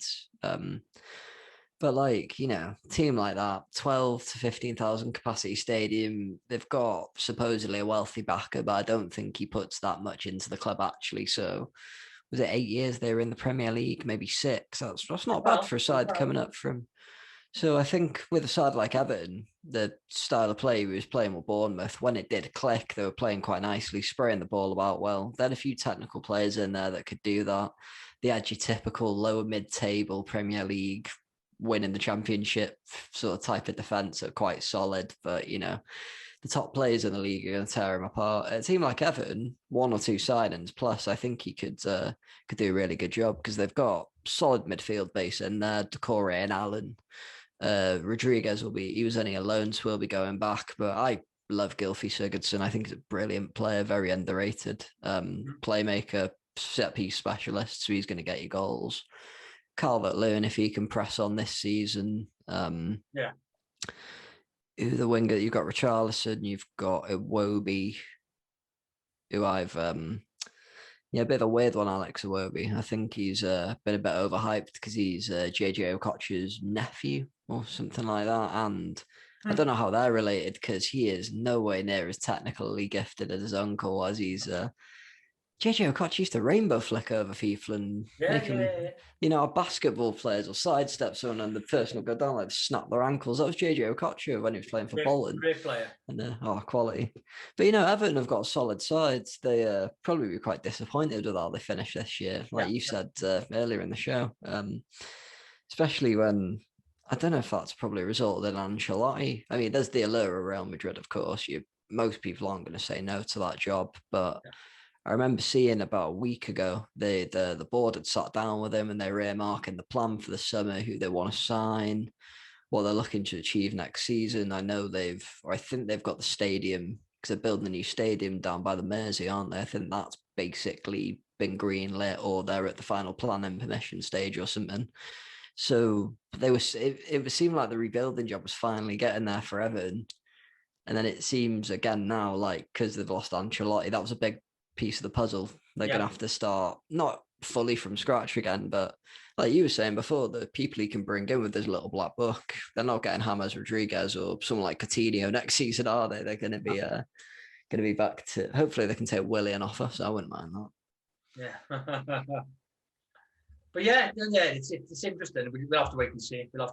But it's a headache for Southgate, and I say they've got a very talented squad there, and for me, Portugal would be the other team who've got talent in abundance. With obviously Ronaldo is still there, and Bruno Fernandes, and there's plenty of talent there. I don't know what's going on. Two things that I want to mention before we wrap up today is number one is the Spanish team not picking any Real Madrid players. I know obviously Luis Enrique is a massive Barcelona stalwart, played there for years, but I haven't seen any news of it. But how has that gone down in Spain with not picking Ramos probably for his last World Cup, his last Euros? I mean, still outstanding, still one of the best defenders in the world, and he's gone for players who aren't in.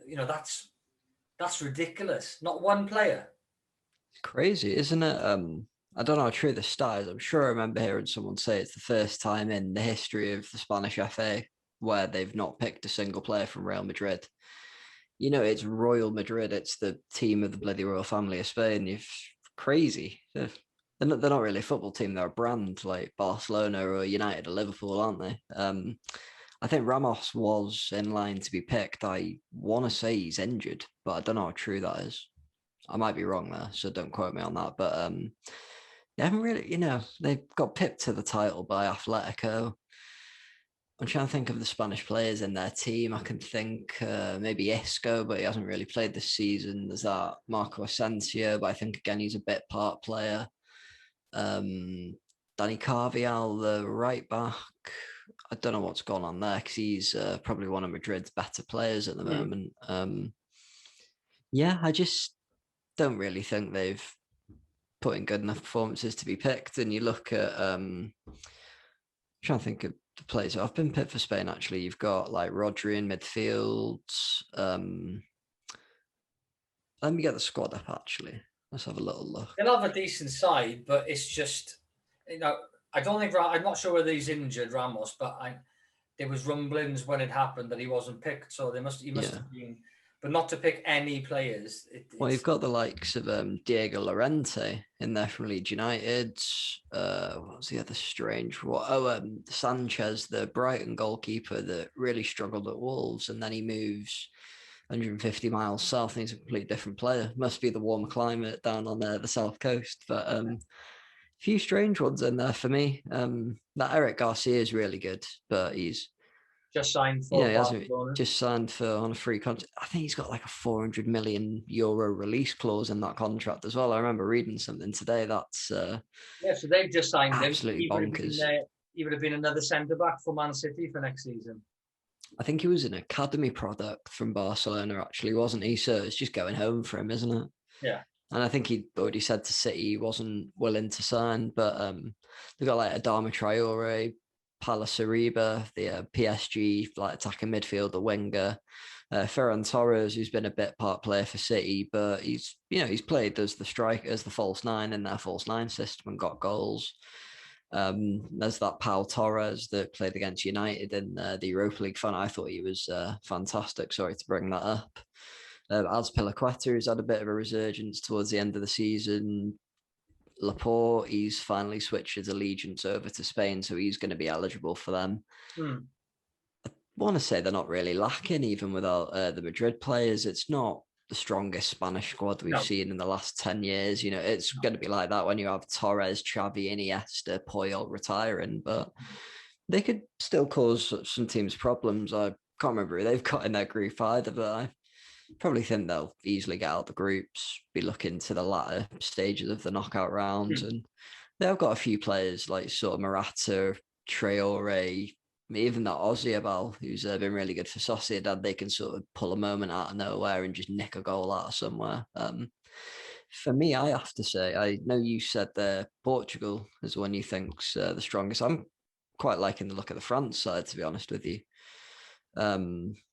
I think it's the first time in a while Benzema has been back in the team, which who is he? He was trying to blackmail one of his teammates, wasn't he? Was it Matthew Valbuena? Yeah, there was a sex tape of him or something. Yeah. Court case to do with what? Yeah, crazy. Strange man. That's behind him now, and he's had a very good season. He's carried Real Madrid this season, so that's obviously why he's back. But yeah, it's we'll see. It's only a few weeks. You'll have a build up of that in the next few weeks. Obviously we're running out of time now because we've got our pretty much 2 hours already, so we can talk about the Fury and stuff next week. But the other quick one was the tennis, Osaka, and not going to a press conference and then pulling out. What are your thoughts on that?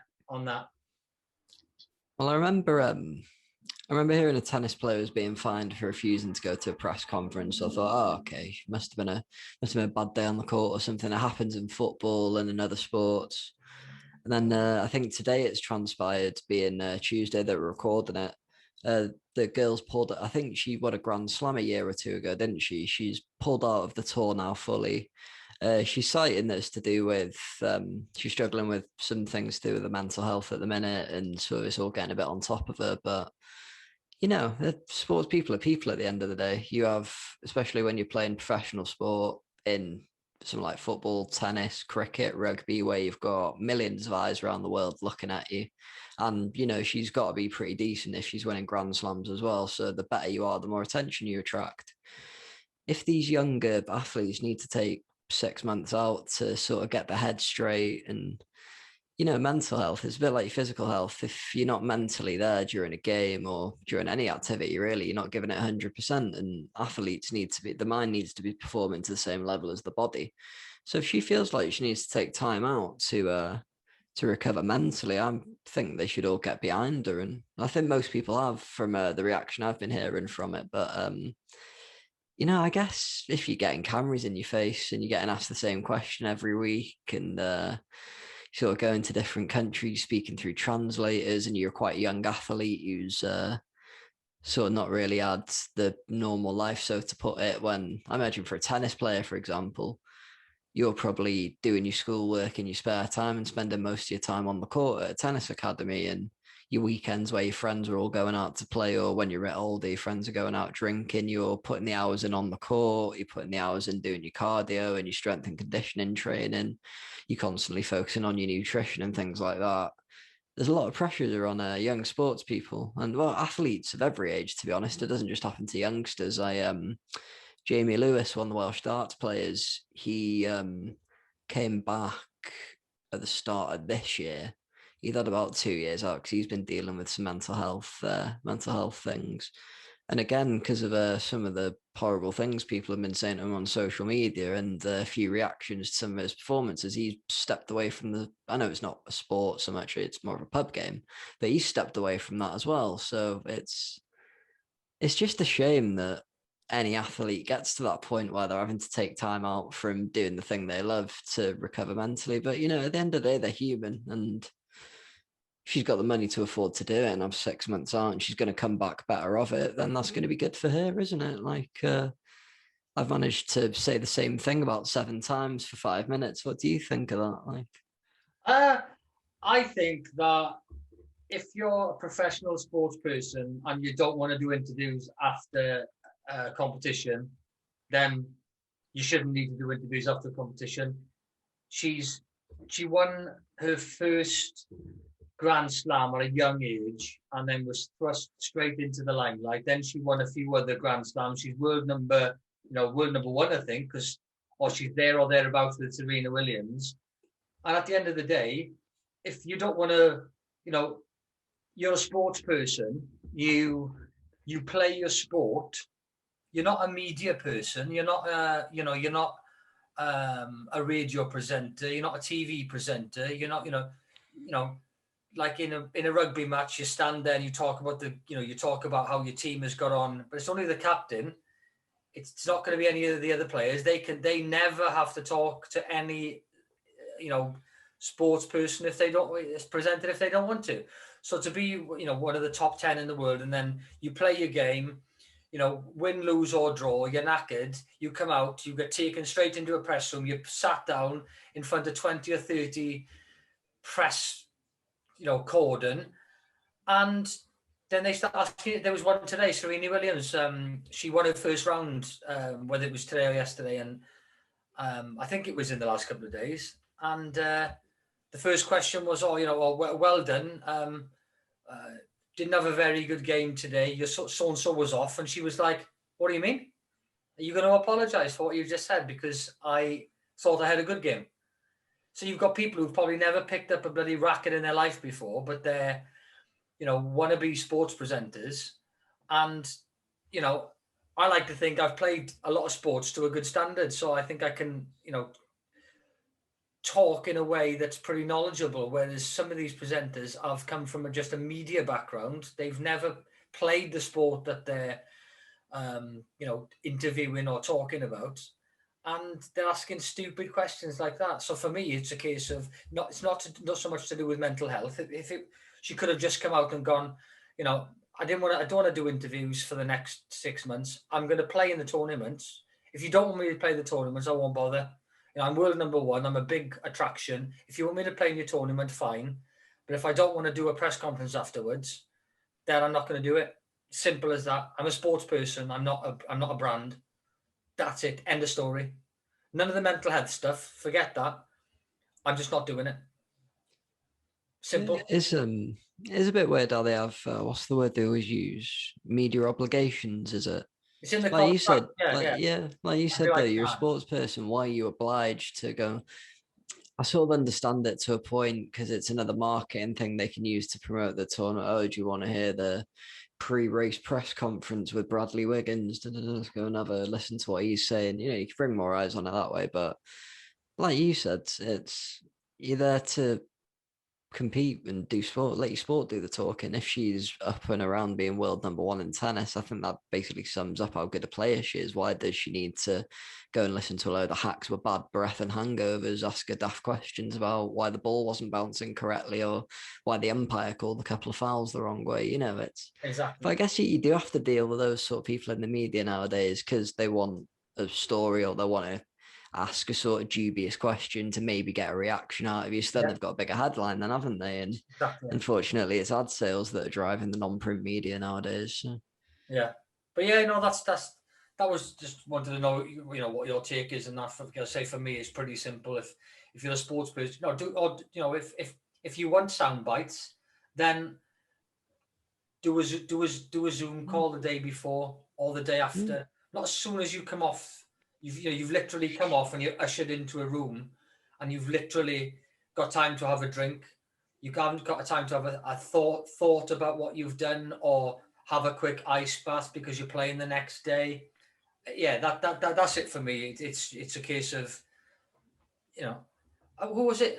Ferguson did a media blackout of the BBC because one of the presenters, peed him off for a couple of years. So it was always Carlos Queiroz, the Portuguese chap, doing the match of the day interviews, wasn't it? Yeah. Exactly. So for me, I'll just say as well, something that, like what you were saying, they get like 2 minutes to have a drink and think about what's going on.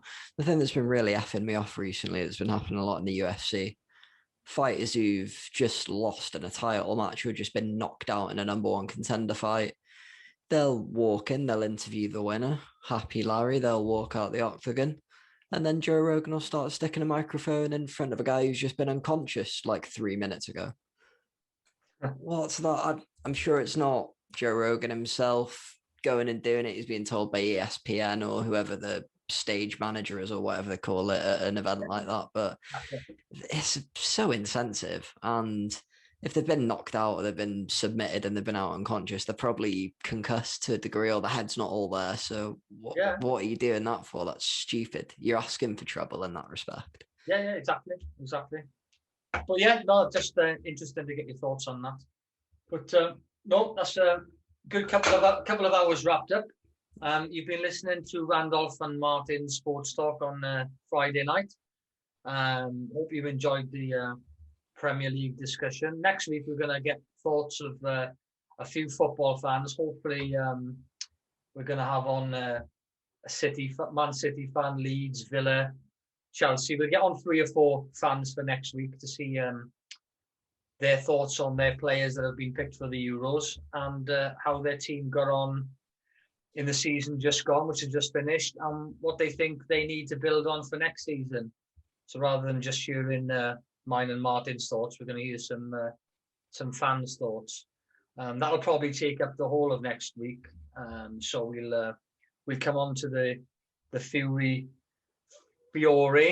and the AJ fight and what potentially is going to happen with them and Josh Taylor's win. We can talk about them the week after when the Premier League has finally died down, and then we'll probably be back to the Euros then the week after. So I hope you enjoyed the show. Good to talk to you again, Mart, and speak to you next week with the other fans. You too, mate. Have a good week, and let's hope the sun kicks around for a bit longer. It'd be nice to enjoy a bit of a summer for a change, wouldn't it? Yeah, I wouldn't mind being a bit browner by this time next week. I was going to say, you've caught the sun. I'm still quite pale. I know I'm in quite a dark room, so I look quite pasty anyway, but I know it'll be good next week anyway. Brilliant. No problems. Speak to you then. We've got AD on next on Sportanarium. Have a listen. Thanks very much. See you next week.